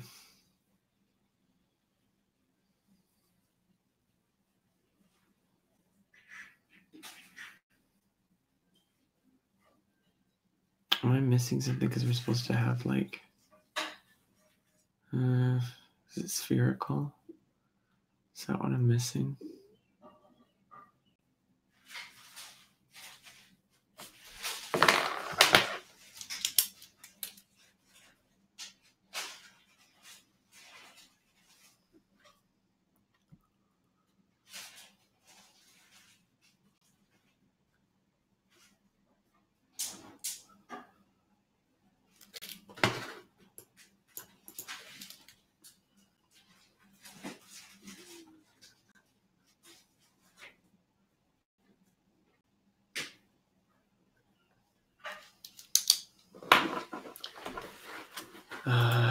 Let me just look that up. I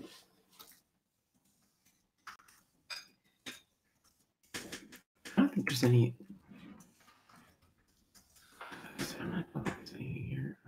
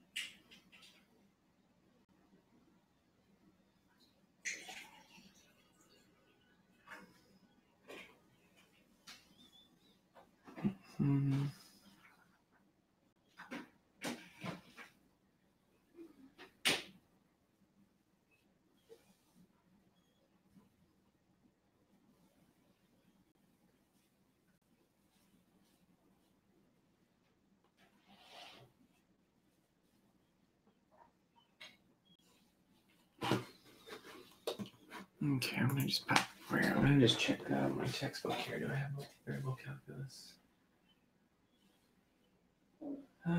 Yes.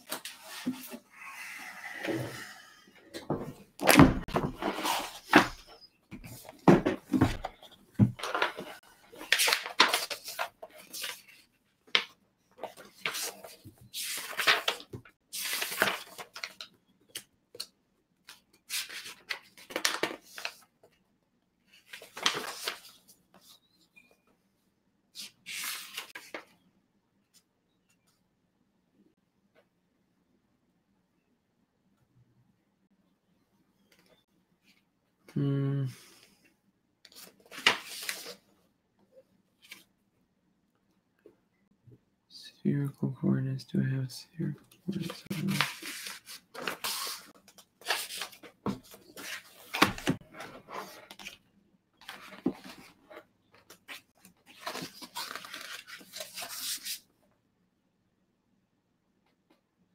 Eight, 4.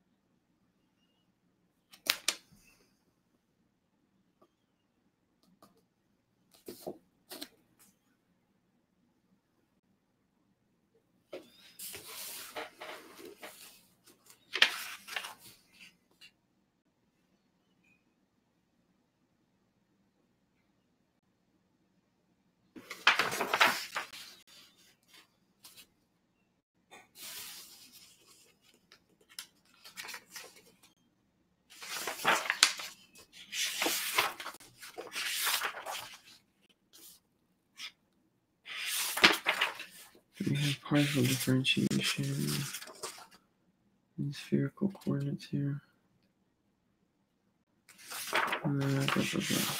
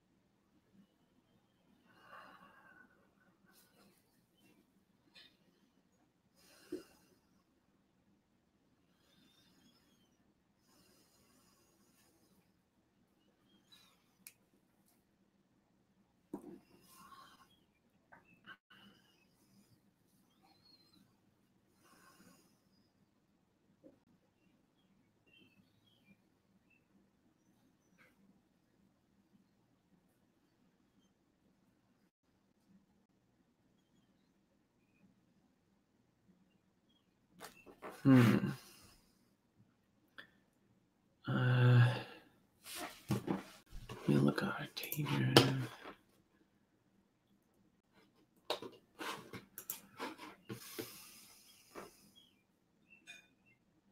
Okay. So we drop the R, then we drop an R sine theta. Okay, so there would be another.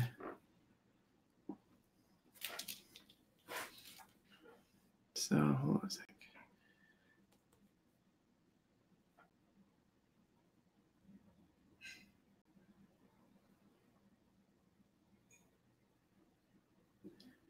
du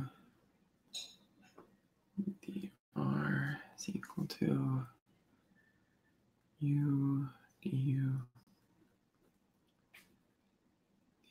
dr.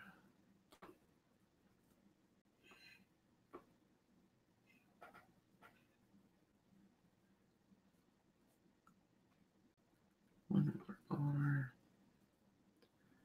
du theta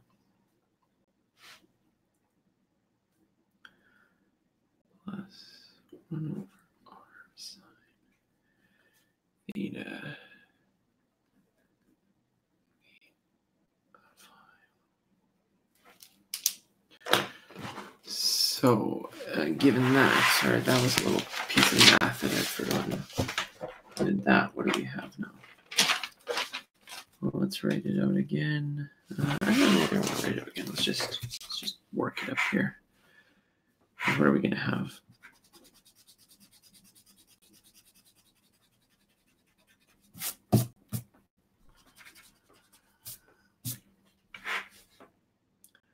Minus h bar squared. And this is going to be 1 over sine theta. Now, this time,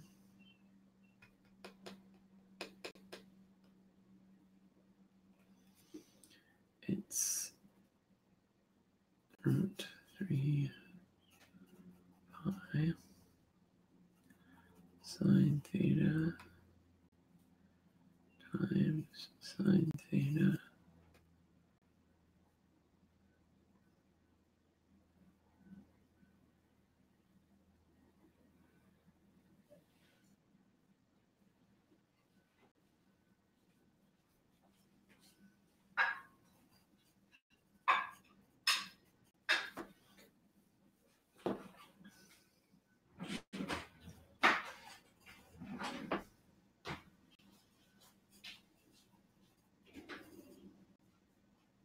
over sine squared theta.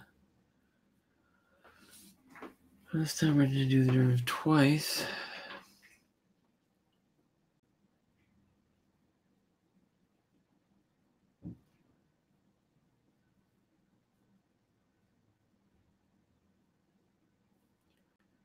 Which is going to give us cosine of theta over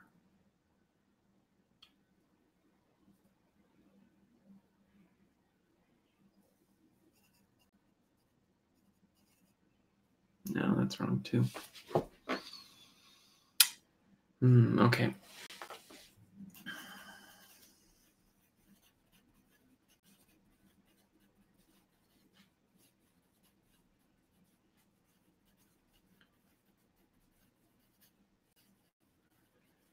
So I think I'm just going to take a little break right now because yeah, it's about 3 o'clock. I'm going to take maybe half-hour break, and then I'm going to be back. I think I'm going to pause doing this problem set. I'm getting too much wrong because my spherical coordinates are a little rusty. So what I'm going to do is back up and go over it again. I'm not sure where I want to look up spherical coordinates.